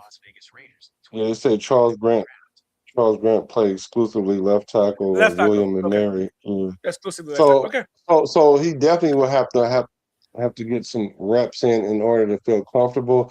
I just think they're gonna like his mobility better. So Okay. that's what I'm watching. That's the line. That's the position that I'm watching more than anything. The guard position is really going to be a dogfight. The Mm-hmm. left guard position is going to be a dogfight. But what I think is, if Blaze were to lose his job, that's gonna change the O line dynamics because you're probably not gonna want to put him on the bench. So are you gonna put him at guard because of his lack of mobility? But then again, you need a mobile guy at guard too. So No. I don't know. It's gonna be tough. I But I think you I guys think might be right. I think So he he's gonna might stay have there. his job till Yeah. he lose it. He might have his job till he lose it, and then just loses it. But I just think Grant is right there he's right there. Like he's Yeah. right there. Ooh, But I Charles could be Grant wrong is on that. yeah. That's why I give it 2 ice cubes. I didn't say straight no chaser or 1 cube. I I can see where I can be I off feel right like there. Colton Miller's job is easier to chase. Oh wow. No, Colton Miller's not a injured. chance. He's injured so much. Not a chance. You guys are saying he's I mean, injured. if he That's a doesn't get shame injured, about yeah. injury. But if he does keeps getting injured, that's an easier job to chase, in my opinion. Well, Glaze can get injured too. I mean, he hasn't been injured yet, but Colton Miller played his first couple seasons and didn't get injured Yeah, either. yeah. Like We'll see. injuries can Yeah, come, injury bug can hit anybody. yeah. Yeah. Yeah, For me, I do think when it comes to like movement in the offensive line, particularly in the offensive line, I think you can scheme around somebody's movement weakness. And I think that actually is the number one area in football where you do have to scheme around that. Because just because someone doesn't have lateral movement, they can have a lot more other things that would be beneficial. yeah, yeah. I agree. I But mean, if I you think. if What you have about this? It's 59, possible. Okay, it's possible that DJ Gliss can just take on more double teams than Charles Grant can, and at I that point, don't you have know. to factor that in as well, right? You're not. I don't know. With a 63 grade at pass blocking and Yeah. 54 or 55 at run blocking, it's not a game of upside other than your What what size is the highest and grade? your durability. What is the highest grade of last year in the same position? The highest, the top one, could should be like Christian Worth Of or something. all linemen or All right tackle, tackle. all right tackles. So we got 63, 50 something. Let's see what we're working with. Can't hear you. You're muted. Cousins is better QB than Gino. That's true. Jimmy, Flappo, and Cousins won't be last for. Yeah, I think Cousins is better than Jimmy Garoppolo, right? I said Jimmy Garoppolo than Geno Smith. I didn't hear what you said, by the way, Black. No, I was talking to the thing. So the highest run blocking grade was 96.8. Um, the Who's that highest kid? they got Sewell, It's true. Sewell from the Yeah. Lions, and then the highest pass blocking grade was 86.1 by Lane Johnson. So So the this so so run blocking is generally always higher because run blocking does require because you're actually yeah pushing run blocking. yeah Pass blocking is harder for NFL linemen. yeah Uh yeah, okay, yeah. I mean, yeah, you might be right. Again, the lack of movement probably does mean that DJ Glaze is not maybe that good against the run. But if he keeps improving against the pass, if he gets that up to around 70 something grading, I think yeah. that's quite valuable. Yeah, and then he can get his run blocking up higher a little bit, at least into the Right. 60s or the mid 60s. Yeah. Then it'll be hard to take him off the field because you can scheme around some of that. Like you said, it's not a necessity that you be elite somewhere at something. It just means he won't be You just got to pulling be very much. serviceable. Yeah, he won't be pulling very much, but that's fine. He doesn't need to, especially if you have a Charles Grant who can pull really well because he's got the mobility. Ah, man, I would love that pull coming from that side. Okay, no, that's good. That's good stuff. That's good stuff. Yeah, so All the greats I'm started their rookie year. Okay, so I will. Okay, so I do have to talk about this. This is one of my things for why I think Mendoza. I would like Mendoza to start rookie year because all the greats do start their rookie year. As much as we say quarterback since the quarterback, all the greats do start their rookie year. no, they don't. Who Uh, y'all talking about? Greats of what? We talking about no, we're not talking Quarterbacks. about starting their rookie year. We talking about starting game one. We're not talking about Okay, later on that's the because things that I was thinking as well. So you yeah, rookie yeah. year Let's talk meaning about game one. Mendoza And I, will start his rookie year. and what I'm telling y'all right now, the number one pick that was picked, if he was a quarterback, out of this in the last 10 years, 7 of them started. And you know what their record was? 25, 82, and 2. So Yeah. y'all, you can say what you want. Their record was 25, 82, and 2. So that's not good at all. And then so and they're not winning. Well, That's yeah. not a thing. It's I not a think thing. They're built getting into help. I think built into the concept of starting your rookie quarterback is this idea that you are going to lose a lot of games. Because the idea of starting the rookie quarterback is the team is terrible. We just need to kickstart this thing right away. We're going to lose a lot of games. We'll figure it out as we go along. But built into that concept is also the fact that you really only want to do that if you have no other option at Exactly. I was quarterback. about to say, why would you want to do that when you got a quarterback that can win games right now? Exactly, exactly. But And see, so on it's that just point, I think because again, the Alex Smith was a perfect example, right? They had Alex Smith, so they didn't start Patrick Mahomes, and that worked out perfectly for them, right? right. The Bengals didn't have anybody but Joe Burrow, and the Bears didn't have anybody but Caleb Williams. And none of those quarterbacks won Super Bowls with the team that they started with, Started too. with Because okay, yeah, true. um, um, but here we go. So I'm stuck on Mahomes. The truth is that he had Alex Smith. The reason why I'm using Mahomes is because he's obviously the standard when it comes The to standard, yeah, quarterbacks. Like yeah, you think I want to name? You think I want to name a Kansas City Chief as the standard? exactly, The yeah, yeah. standard is the standard. You can't knock us for that. You cannot knock us for using Patrick Mahomes when he's literally the definition of the GOAT right now, and he's still got Yeah, another right 10 now. years. I'm sorry. The man is great. I'm glad. I wish he was a Raider. But yeah, the other examples are like Joe Burrow, who hasn't won a Super Bowl, right? He got that in his first year, and then after that, nothing. So yeah, I mean, Lou. So here's the thing. I get a lot of your point. Aaron Rodgers sat behind Favre for 3 years, and he actually played a little bit sometimes. Yeah, He actually came in and sat down, came in and there is sat also down. that. There is And also and someone like then Aaron Rodgers made Jordan Love sit on the bench for 3 years all the way through. He yeah. sat on the bench for 3 years. So there's an argument to be made here that it's best to make the rookie quarterback win the job rather than just giving it to him. Because the other side is if you just start in week one, did he win the job or did you just throw him in there? Again, camp competition, if you can beat out Kirk Cousins, that tells us something. It just doesn't feel like you're going to be able to beat out Kirk Cousins within the first week to start. So I think he's going to start his rookie year. I just don't think he's going to beat out Kirk Cousins to start week one. What's Look how many Super insanity? Bowls Brady. Yeah, What's yeah, he did not. insanity is believing that this In this fact, kid is better than Kirk Cousins. And why would you want to stick him out there risking this pick? yeah, And you have a viable quarterback that's better than him. Like he knows the system better. right. So Luke, that is the other thing. You just don't like Cousins Kirk does Cousins, know which the is system fine. better, right? Cousins knows the system a lot more, right? And he's always been efficient and he's always been a good player. And sure, you could say, well, he got injured and yeah, okay, this football's a violent sport. That's inherent with the game. Right. Yeah, Exactly. Exactly. he played half a season. The man came in, they changed the offense up for him. He won 4 of his, I think, last 5 games or whatever. He Mm-hmm. won more games than the Raiders did, and he played half a season. So I don't Mm-hmm. understand like why we thinking Kirk Cousins is not the guy that he's been this whole Right. time.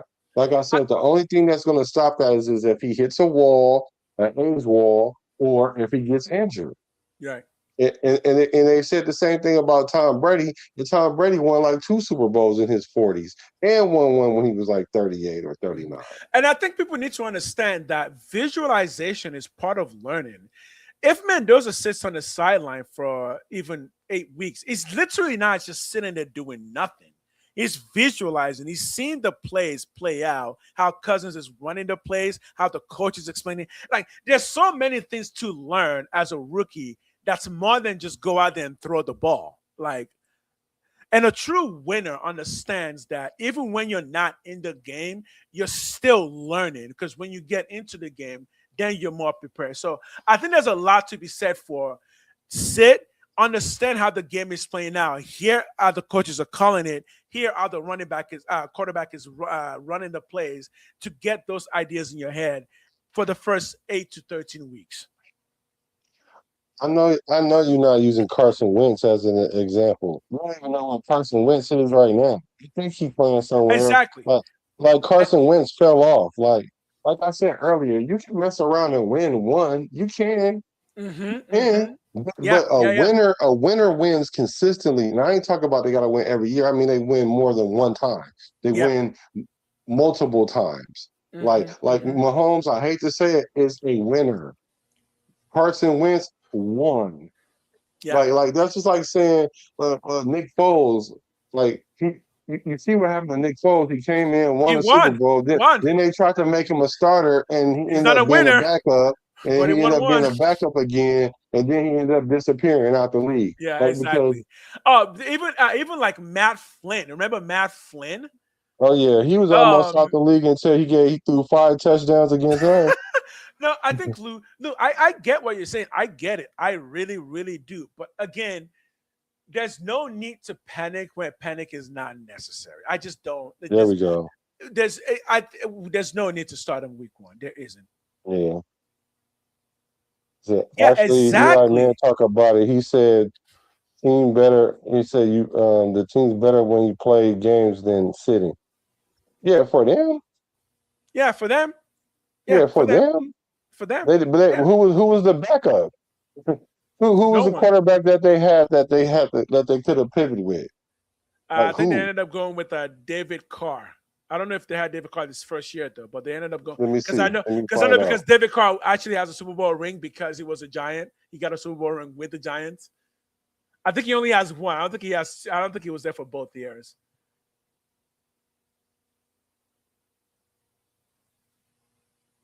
Kurt Warner was a quarterback when Eli came. It's your man's Kurt Warner. Wait, was the quarterback of the Giants? Yeah, that was the 1 year he was a quarterback with the Giants because he ended Oh, up losing his job at they yeah. moved on from him in St. Louis or the Rams. Didn't he go somewhere else after that? Then he He went went to to the Arizona. Cardinals. Then he Arizona, went to yeah, the and then took Cardinals him to a to the playoff Super or Bowl, Super and then Bowl. they Yeah. lost. Yeah. Oh man. Yeah, yeah, And he yeah. had 4,000 yards his last season, but then I think Fitzgerald That's retired why or he became something a Hall of happened. Famer, by the way. That's why he became a Hall Yeah, of Famer because he had won a Super Bowl, was terrible, and then came back and took another team to the Super Bowl. yeah, They were just yeah. like, yeah, I know, give him Hall of Fame, done. um, how about And Peyton he started Manning? the first 9 games of the season. Now, arguably, you could say, okay, this kind of Kirk Cousin ish because at that point, Kurt Warner was still Kurt Warner, and he had won a Super Bowl. So Yeah, I could see what you're saying. I could see, all right, cool, but he sat 9 games. Eli sat 9 games. Eli Manning So sat so 9 games. if the thing is this. Let me see what their record was too, because that might make a difference too. But like I said, if I see Kirk Cousins go out there and he wet the bed and we're 3-9, or we're 3-6, Yeah, I yeah, can see it. yeah, yeah. I think what Lou's afraid of is that if you don't start Mendoza, you're gonna potentially throw away a winning season starting with Mendoza. Like just start with Mendoza because then you can maybe just get 9 or 10 wins. Yeah, I don't hate Tom Brady. He did not start till week, I think, like super late in the season when Bledsoe got injured, and he never gave up the job. Dang, you know what's crazy? So Kurt Warner was 5-4 with those 9 starts, and they started the season. I He didn't. won. He just confirmed I need to hit the nail, and that's what he's afraid of. He just confirmed it. He's afraid that if we don't start Mendoza, then we're just throwing away this is because we could actually win 9 or 10 games with Mendoza. No, we That's what he's can't. afraid of. No, we Yeah, can't. yeah, You want exactly. to And know that's Black. why? So Black, make your argument. Yeah, yeah, You want to know why we can't? Because there's been no quarterback. There's been no quarterback #1 pick come in and won more than 6 games. he's right about I mean, that. in the He's got last you 10 there. years. Like, so for us to think he's going to come in and win 8, 9 games and don't even know the speed of the game and don't know the defense and all that, that's a stretch for me. Like, Okay, so I think we barely have that chance with Kirk Cousins.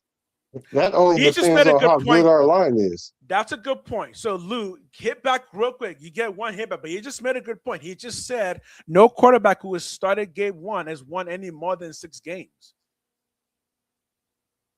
Right? So the fear of this season doesn't qualify to that point because that's even more rare, right? We're asking, Yo, Anthony Estrada. AE was good. Give us the So area code. yeah, so Kurt Warner started the season five. I mean, those 9 games, 5-4. He won 5 of the first 7 games, and then they lost 2 games in a row, and then they went with the quarterback change. So they essentially probably wanted to put Eli out there. And I can see the situation even playing out like that. But Yeah, I don't think Kirk Cousins came in with the idea like, hey, we're gonna pull your cord anytime now right. because he's playing for a contract too. Whether Kirk it's Cousins playing for he's auditioning for 31 other teams too, but at yeah. least we knew that coming in. We know he's I auditioning for another team. Yeah, Lou. I'm kind of with the Kirk Cousins too, Lou. I am. I look. I get what you're saying, but over the past several years, the quarterbacks that have won Super Bowls in modern football have all sat their first few games, right? Because the main winners are Patrick Mahomes, Tom Brady. Who else has been a big winner? Jalen Hurt, but he's kind of he's only won one, and he's not really known for being a top 5 quarterback. Yeah. Yeah, Canton It's is full not of a guys that sat early. I yeah, mean, the it's argument is not a more on love that affair. side. The It's argument not is a more on love that affair. side. Right? Yeah, When I say what's his love affair with Kirk Cousins, it's not a love affair. It's like putting a more capable quarterback in. Like yeah. there's a reason Kubiak went and got him before we even drafted a quarterback. That's a good Like point he too. he went and got him for a reason because you always attach yourself to the quarterback that you come in with, and he felt comfortable with Cousins, and we know that Cousins is a winner in this league. He's Uh-huh. thrown for 4,000 yards 7 times. We've and I keep saying this: the Raiders have only done it 6 times in their whole franchise history. 4 times with Parr, 1 time with Carson Palmer, 1 time with Rich Gannon. So don't know why we don't think he's capable, and we Right. thinking we have beer goggles on, thinking that Kirk Cousins is somebody that we're not. Now I can name a quarterback who y'all think is something that ain't, but I ain't trying to do that with him, Well, and he's on this roster. at this point, Peyton Manning, Eli, Aikman, Bradshaw. Yeah, those are true. Those are true. But man, football has changed a lot since even when Yeah, Peyton Manning played. I'm sorry, man. Like football, the complexity of football, the players just know so much more that generally speaking in modern day football, a veteran defensive squad is going to tear apart a rookie quarterback. yeah, for sure. AE was Generally good. speaking, right? Generally speaking, football is just so much more complex now than back in those days. I'll throw that out there as maybe a possible reason why more people just feel safe with just sitting a quarterback for at least a few games, right? Because Right. again, we're talking NFL speed. NFL speed. Mendoza wouldn't even start seeing NFL speed to the first official regular season game. Exactly. That's when he's gonna even Exactly. see what regular NFL speed looks like. And regular NFL defenses because they don't scheme in preseason and they Uh don't huh. overly blitz. They used to Right. didn't blitz at all, but sometimes some teams do blitz, but for the most part, they're not even blitzing. You know. So You know. it's different. You, you know how you don't know how fast cars go on the freeway till you're standing on the side of the freeway and you're just like, holy Fuck, that was fast. Right, Yeah, right, it's like really that. right. You don't know how fast something is, so you're looking at it from the outside view, realizing that, oh, this is way, way faster than I thought. The NFL is much faster than college because NFL are the best of the best of the best in Mhm. every single position. Even your worst NFL player is the best of the best of the best. And I think that speed, you have to see that kind of speed to really understand how fast it is. Yeah, absolutely. Wow, look at all these players that sat. Like sitting is Yeah. a thing. And, Sitting is a thing, man. Sitting is a it's a thing. thing, but it's only in modern football that we have this. We need to I throw them out there because yeah, it's the new shiny toy thing. Because we want to yeah. because chicks dig the long ball. like we thinking like, come on, like for real. If you really Yeah. want to do this the right way and don't be in a rush, Visualize.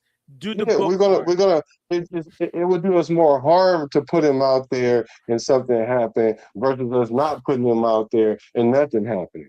And Like, look, and maybe this is the way to understand it. Even for us as YouTubers, like we don't just turn the camera on and say go. Like we do a lot of sitting and planning just before we even get here.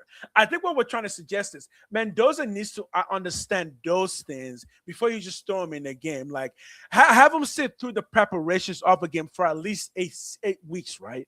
Let him sit for 8 weeks, understand how an NFL quarterback who's been doing it for 15 years does it and how an NFL coach does it. Learn all of those things before you yes, get the ball in your hand and you start throwing those football. Because we know he can throw. We already know that. But don't hurt his confidence because he doesn't understand the game fast enough before you start throwing them out there, because then those throws start becoming interceptions. Because again, you do have to worry about that too, Lou. Because we do know that does happen. Quarterbacks get in this league. David Carr being a prime example. You throw him out there, and his entire career is gone because now he thinks everyone's gonna sack him on the side of the street because he's afraid of boogeymen everywhere. He's right. walking home and he's getting skittish. Look, football hurts. It really hurts. You know? Yeah, really, really bad. And the funny thing about all this is when Mendoza was drafted, at least half of these people that want him to start game one were saying that in any other draft he wouldn't have been a number one pick, or he isn't that good, or he comes from he's a system quarterback, and Yeah, yeah, Signetti was the reason why, and then because he's 30 years old, he's 25 years old, and his team was too old, and it was everything but that he was good.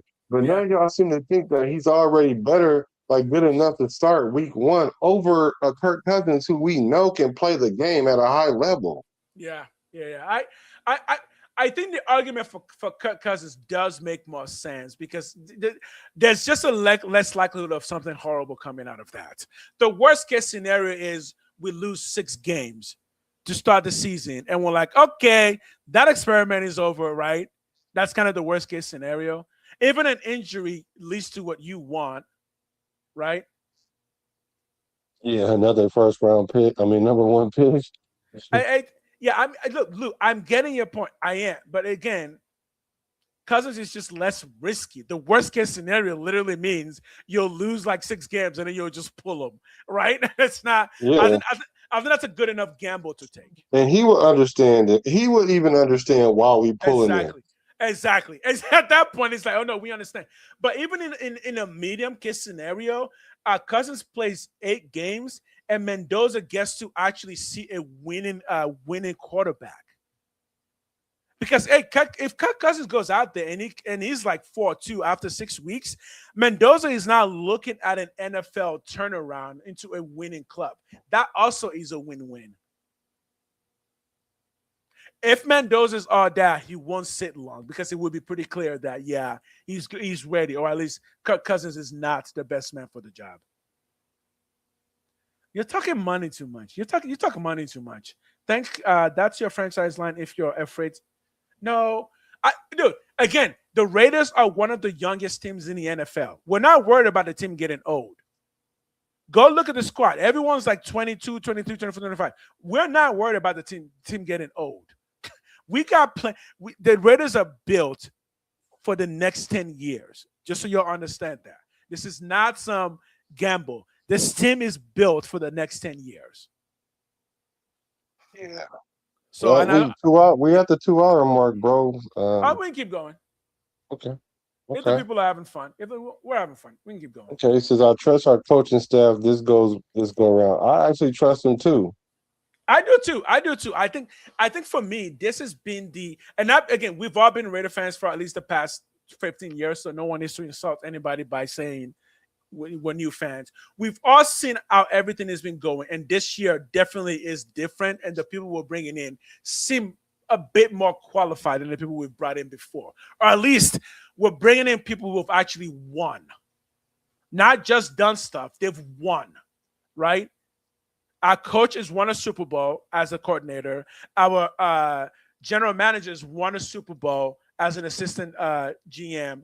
Our quarterback has won an Heisman Trophy and a national championship. And our quarterback, Kirk Cousins, has won a lot of games. Yeah, so we've got winners in the house. Trust me, Lou, when it comes to talks like this, everyone talks in circles. Everyone talks in circles. But the thing is, we're talking in circles with him. Yeah, exactly. Yeah, we're talking in circles because you're talking in circles. Everyone's talking in circles. You want Mendoza to start week 1, and other people don't. And I think both points are valid. But the coaches are the ones who are making the decision, and they're making. If its point is valid, let the coaches make the decision. If you don't like the decision, Lou, I think maybe you want to be a coach. Because I say, if you don't like everyone's decision, you should just be in charge. You know, Kirk Cousins didn't play bad in Atlanta.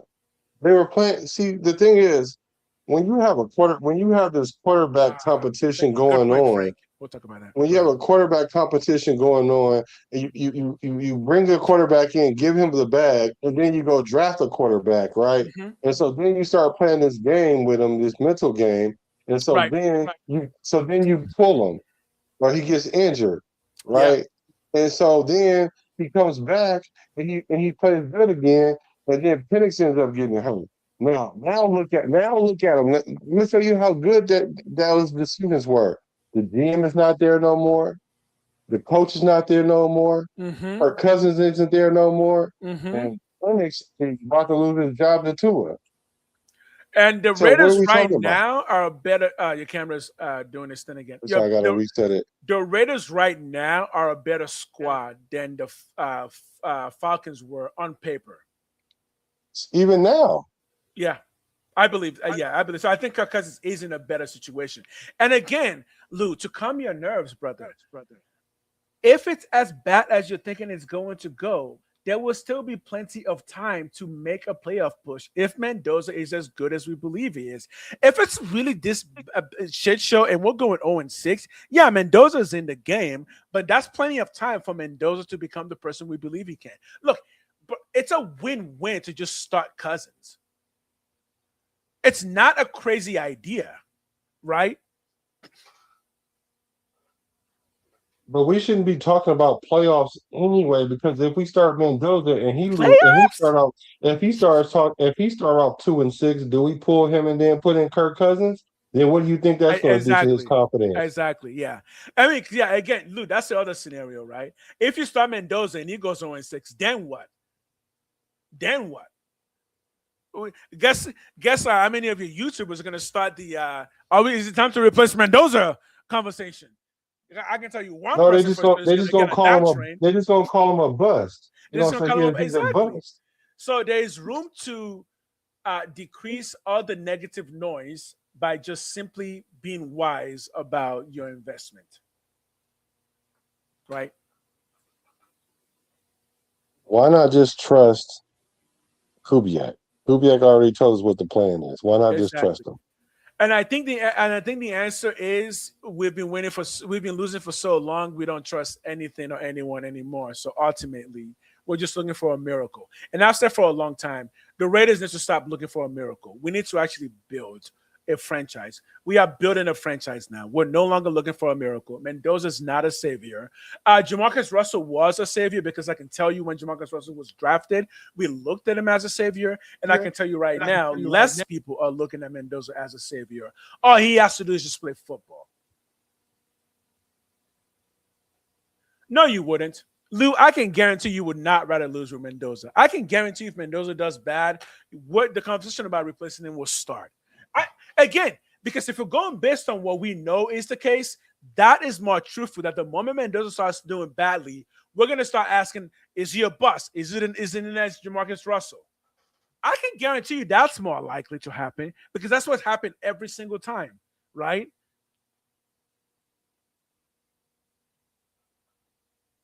So I'd rather not lose. I'd rather not lose. If I have to lose, actually, if I have to lose, I'd rather lose with Cousins right now because if I'm losing with Cousins, hey, I still got hope that Mendoza would have learned enough to give us a turnaround that we're looking for. But I do not see how it makes sense.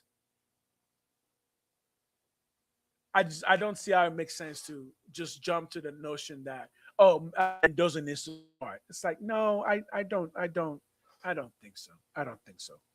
Right. Though I understand it, but I don't think so. But I should say that I've always been on the side of not starting QBs week one. That's always been my default. For most quarterbacks, I've always said if you start on week one, you might be inviting more trouble than not. But hey, guess what, Lou? There's still 3 games of preseason. It may turn out that Cousins is actually washed, and we will know that, and we will have an idea of that in preseason.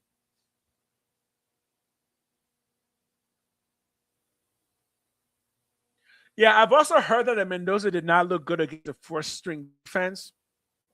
I'm not holding that up as much, but rather that, yeah, he's a rookie trying to get ready. But on every front, yeah, I think Cousins makes more sense.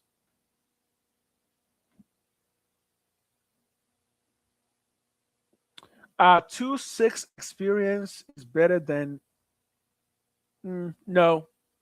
I for me it isn't. I don't think it is. I don't think it is. A 2-6. I think based on evidence of past events, a 2-6 Mendoza is going to start creating unnecessary chaos in Raider Nation.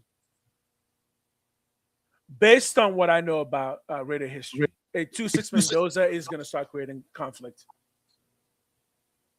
A 2-6 Mendoza is going to cause more than a conflict. It's going to cause a confidence issue. It's going to cause because then first of all, because you let the nation talk you into starting him, and then when he starts, he doesn't play good, and so now he's not only. So what we think he's gonna come? So what he got to sit the rest of the year and go through a training camp? Exactly. Because what that turns into, and it's happened with other teams. Go look at other teams. It's happened. That just turns into. Let's sit him and just play Mendoza. Let's just sit him and play Cousins the rest of the season because he needs more time. We literally just end up in the same conversation, but in a much more negative situation. No, this is crazy right here. 2-6 experience is better than a 9-8 Cousins. It's not. In a 0-0 unproven Mendoza. Because the thing is, that would be fine. That would be fine if we didn't have Kirk Cousins. But you're talking about a franchise that had 3 wins last year. So you telling me if you 3 extra wins with 1 quarterback, you telling me it's better to go 2-6 with this quarterback instead because he's going to get experience. No, he's going to get knocked out and hurt. It's going to get knocked out and hurt. And you are going to have YouTubers who want to get your money in all the wrong ways going live 24 hours already talking about should we replace Mendoza? Should we draft a quarterback next year? The noise would just be no. It would be nuts. No. So no. That I can based on past experience, I do a 2-6 Mendoza would be a 2-6 Mendoza starting the season. Fizzle.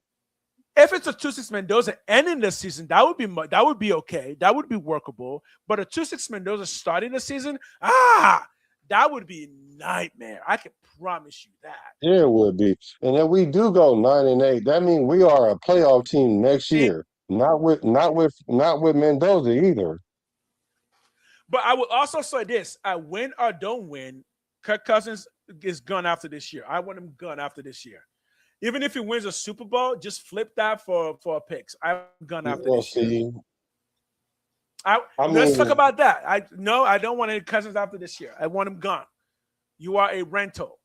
No, see, we got Mendoza for 5 years. Nope. We just talked about quarterbacks that sat 3. Now, I don't expect That's him to my sit line. 3. I'm not expecting him to sit 3 years, but and 2 years is even a lot because I understand. But you guys got to understand, this franchise don't know how to handle number 1 first round quarterbacks. We don't know. No, we've only done it once. So the way our conventional wisdom or our conventional thinking is not really based in reality because we don't know how to deal with these situations. Here's the difference. When Rodgers sat, Brett Favre was a Super Bowl winning quarterback. When what's his name for the Packers again, Jordan Love, when he sat, Rodgers was a Super Bowl winning quarterback. If Cousins is a Super Bowl winning quarterback, I might reopen the debate. But if he's not a Super Bowl winning quarterback, there is no debate. What you think of that? If he gets us here or a game or 2 you're in the pulling playoffs, my strings. You're pulling my strings. First of all, when was the last time we even won 9 games? So I don't even why y'all acting like we just got it like that. We don't. But your Pizzle says, "What's up?" Your boy What's says, up with my brother Pizzle? You're pulling my strings, brother. It ain't even written in the cards that we'll win 9 games with Mendoza yet. We don't even know. We don't even know what we got with him. Y'all assuming that he's going to be the Indiana guy. Look, man, season 1 is my stop. Season 1 is my stop because you're right. We don't know that. But at some point, we need to find that out, man. We can't just keep delaying the inevitable. Season 1 is my stop.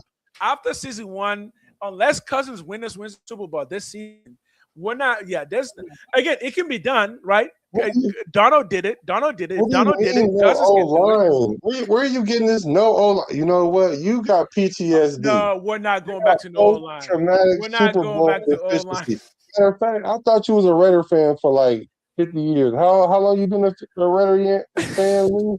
Because there's no way you can sit here and say this O-line, before we even watched them even line up with anybody, that they're the same O-line as last year, and we added Tyler Lindenbaum.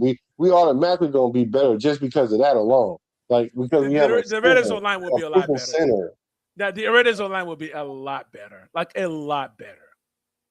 It's not even close. And then you don't even want to put a rookie quarterback with a rookie O-line, really. You can go on my channel and look up what I've said about O-line.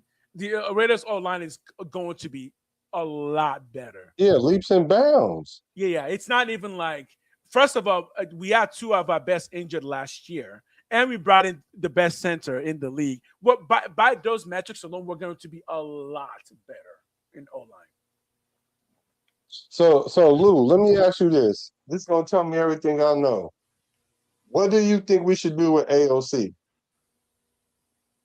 What are your thoughts on Aiden O'Connell? And that'll tell me what I need to know about where you coming from, because I don't see anything that you think is positive. You think our O-line is trash. You think our quarterback is trash. Like, you think our owner is trash? GM is trash. Who's not trash? Yeah, who's not trash? But so football. If you haven't followed on my channel yet, please go hit the follow on my channel. We're trying to get that thing monetized ASAP. And we're gonna do it legit. So don't follow me with like 10 different accounts. I need everyone to be accounted for. We're doing it legit. And if you can, my boy is monetized. You guys, you can, if you got resources, you can give us some subs. It really helps. We have to justify this to our families, justify this to our kids, build a future for our kids, get more Raider fans in here. So, yeah. So he says AOC is Mendoza backup. He says Mendoza's backup. So short leash on Mendoza, AOC backup. See, like short leash Mendoza and AOC. So wait a minute. I don't disagree with that.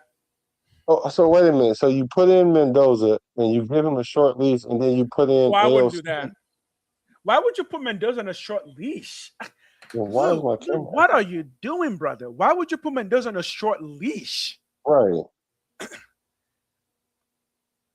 I'm confused. Why would you put Mendoza on a? You need to answer for yourself, there, son. You didn't give me Here we go. Here's the Mendoza. question. Your franchise could be on a ALC is short better than leash. Cousins? He said, "You think ALC is better than Cousins? Can I have what you're smoking?" I don't even want none of that. I don't want what you're smoking. I don't want it. I don't want none of that. If you I think don't that, want what you're smoking. I don't smoke crazy. like, she's my boy Louise. Z's like, no, I smoke crazy. My boy Z's like, give me the crazy. Give me that I don't heavy smoke one. crazy. I do not smoke snow crazies. But no, you don't put Mendoza on a short leash. Mendoza's leash is at least 3 years long. Me personally, I would not panic on Mendoza for 3 seasons. That's fair. Well, why hire? Man, we've already explained that. Talk about circles. We don't need to explain. People who like Cousins have already explained it. It makes sense to them, and it also makes sense to the coaches. I just rhymed. Look, there's no way around this. You're just saying that you would have made a different decision. That's fine. That's fine if you would have made a different decision, but you like that quick rhyme drop? Just boop. I love it. Just boop right in there. Okay, you seriously think we're winning this year? Oh, I think we have a very good chance of winning this year. I think we have a very good chance of winning 9 games this year. I'm not kidding. I think we have a good chance of winning 9 games this year. It's a lot. How many are we thinking? I can explain it. One, O-line's better. That's our biggest problem, which is we're going to run more offensive plays in general, which is going to run more offensive plays. If we get to run more offensive plays, Jancy gets going more. We also have another option in Mike Washington that can give us a quick home run if we need. And secondly, our defense is much better. One, because our linebacker core is a lot better now than it was before because we actually got 2 really good, well-proven linebackers. Yeah, even Vegas, I think, currently has us at like 7 games right now, right? I think Vegas has us on like 7 games right now. For those who follow the numbers in that way. Yeah, I'm thinking my number is 8-9. I think the Reds can get 8-9 this year. Now, will we do that? Maybe not. We thought the same thing last year, but the difference between last year and this year is the players we got this year are much, much younger than the players we got last year, if that makes sense. So we got more people in their prime. Like N'Kobe Dean, Quay Walker are still in their prime. Lindenbaum is in his prime, right? So we got better players, younger, better players in their prime than we did last year. Yeah, I think you keep throwing out names that you are getting hung up on. You keep talking about Geno Smith and Jimmy Garoppolo and cut. Like, okay, you stop getting hung up on names. Let's just look up the standard facts that we've been talking about. It makes more sense to let your new quarterbacks learn the game and learn what's happening on the game and learn the playbook and actually learn that by seeing somebody else make those things, bring those things to reality. Well, literally just saying Mendoza needs to learn how to play quarterback in a Kubiak offense. Why do you have a problem with that? That seems like a perfectly normal thing to do. If you had a kid who wants to be a football player, it is okay to make them sit and watch other football players play football, right? That makes sense, right? Doesn't it, Lou? I mean, I feel like that's how we pretty much handle pretty much everything in life, isn't it? We need to, if we think somebody's really good and really capable, it's good to have them sit and kind of watch somebody who's been there before do it. Yeah, stop talking about money. Why are you talking about money? We have plenty of it, man. We have plenty of money. It's football money. It's like football money is like fake money. It doesn't exist. Yeah, right. It's like, remember Harry Potter when they went to the stadium to go watch the game, and fairy people started throwing money everywhere. Yeah, that's football money. It's just it's fake money. It doesn't exist. Caps, they don't. It's just a line. It doesn't exist. Don't worry. Money's good.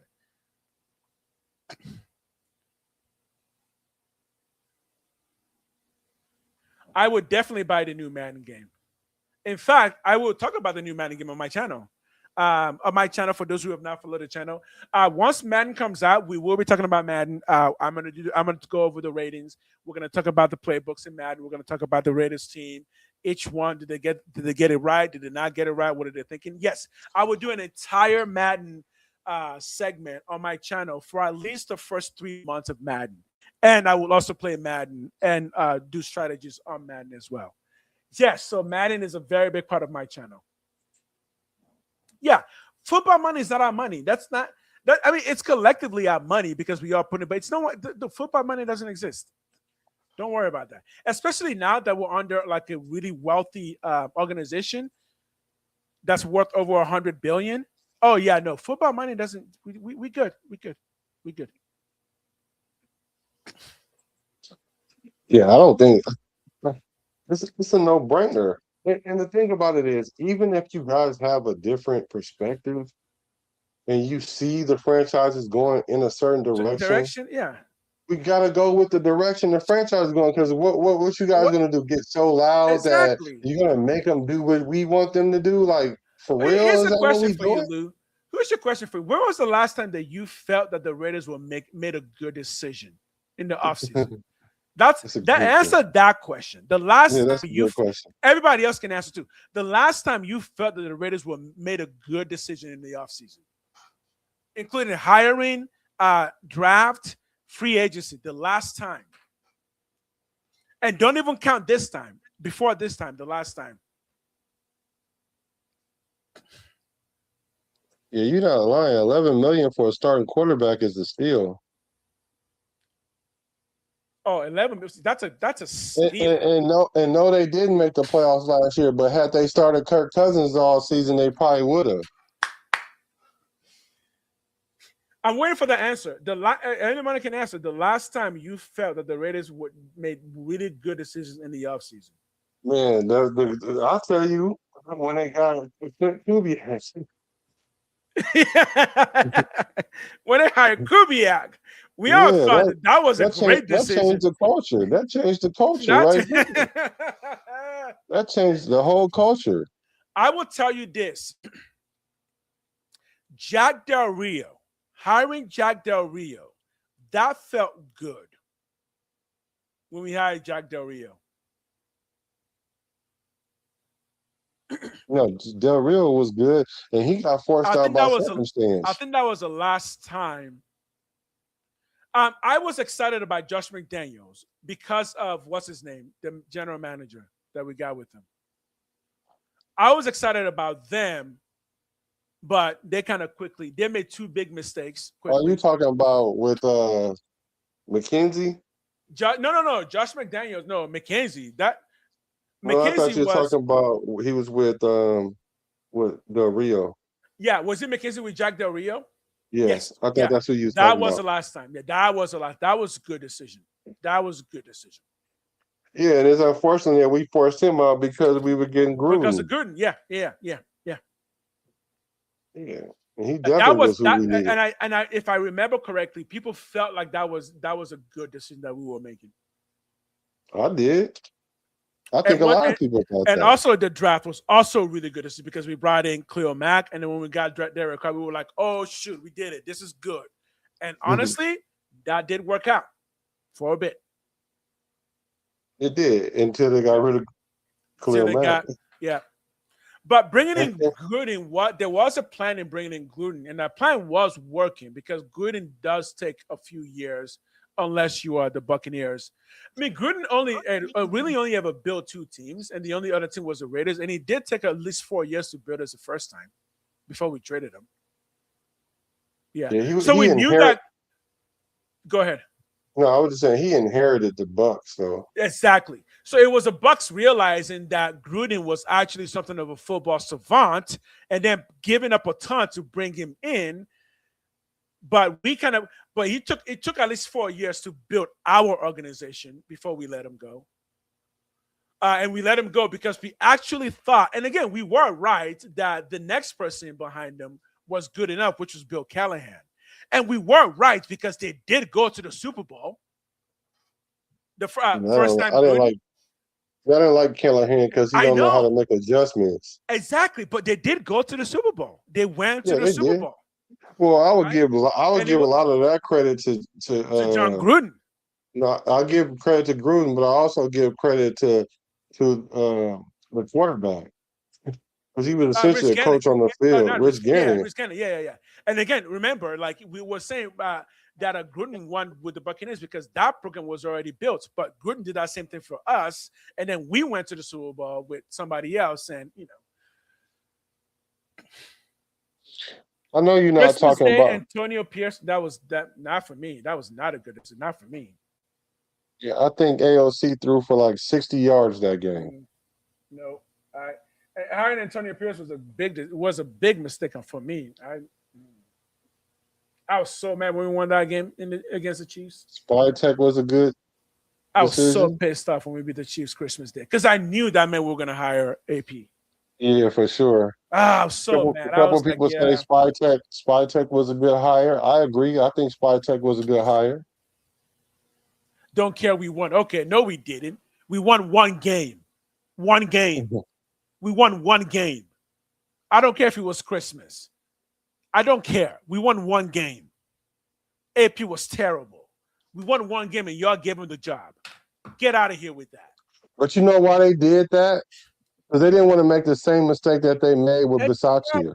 Exactly. And I'm like, and I knew it. I'm like, oh no. After that game, I'm like, yeah, no, AP is gonna be coach. It's gonna be. I watched. I did not finish watching any game when AP was coach because by the third quarter, the game was done. I was like, no, this game's done. There's no life on this team. No, get out of here with that. We won one game and you're excited. No, I want absolutely. championships. I want championships.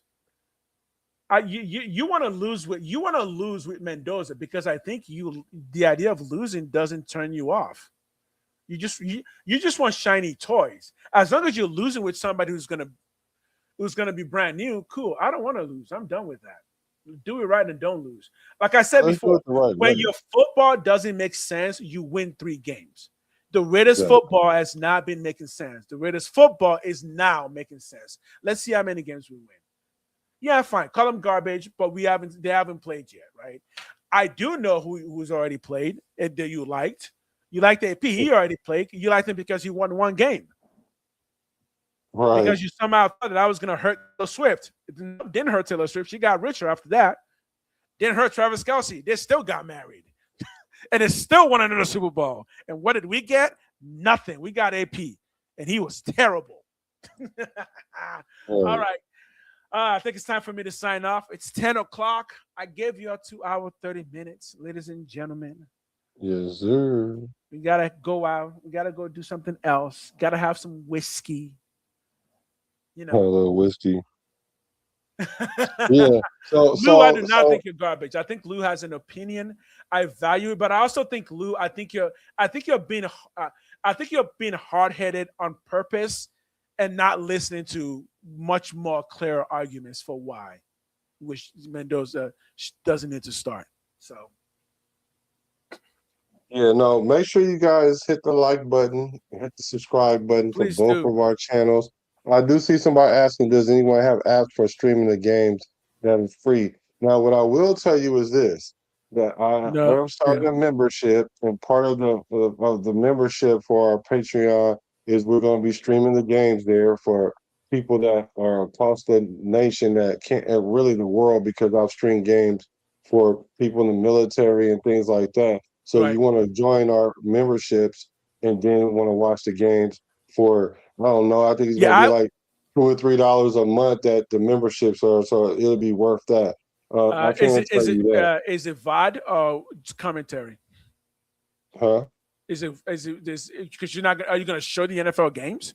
Yeah, I'm going to show the NFL games. Oh, can you do that on Patreon? You could do it in Discord. But even the NFL won't block that. What, on Discord? Because no, if you're showing the so I will be streaming the games on my YouTube channel, but I won't. I can't show the game. So I'll be doing commentary on the game. Oh yeah, no, I've done games like that before. Yes, but I'm Okay. Are saying you is saying like, you're going to be showing the game? Are you sure the yeah, NFL will let you on show the Discord. games? Okay. So No, I didn't think the NFL that's let the you do that. goal. Okay.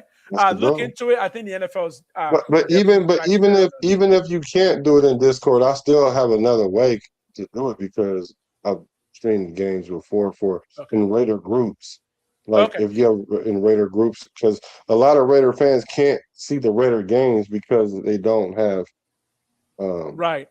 they don't have and even here a lot of times we get blacked out of our games especially when we're not no good when we aren't any good. Okay. Yeah. If you figure that out, we'll see. Yeah, we'll work on that. We'll My work plan on was, that and I'll yeah, let my you know. plan, regardless of that, if that doesn't work, my plan is I will stream every game, but I'll be doing live commentary on every game. And Yeah, trust I me, usually do that too. trust me, you're gonna love some stuff that we're gonna be talking about. So, Yeah. because I buy a subscription to watch the games. I live in Canada, so I buy a subscription. That's the only way I can watch the game, unless I want a virus on my PC. But I can't stream the game. It doesn't even it blacks it out, so you can't stream the games. Thanks, Kind of Red. like Task Sports does it. Kind of like Mitchell Rance does. That's what I'm gonna do, except better Yeah, with more Raider yeah, knowledge. yeah. I've just It's been a Raider fan for long. I know much more about the team, so right. so that's my plan, regardless. Okay, Thank you guys. Much thank you love for the guys. chat. You chat Raiders were great. Are we going on tomorrow or what we gonna do? Take a day off and then another day or what we doing? I promise you, if Kurt goes 2-6, I will want Mendoza. Yes, we'll be here tomorrow. We'll be here tomorrow. Okay. Yeah, so make Same sure time y'all hit tomorrow. this. Yeah, same time tomorrow, 7:30 West Coast time. Boom, boom, boom. All right, y'all. You All know right. how it goes because I'm a Raider. I'm a Raider. Oakland Raider from To Bay to LA, LA to Las Las Vegas. Vegas. I'm a raider from the Bay to LA to Las Vegas. Recipes to Al Davis.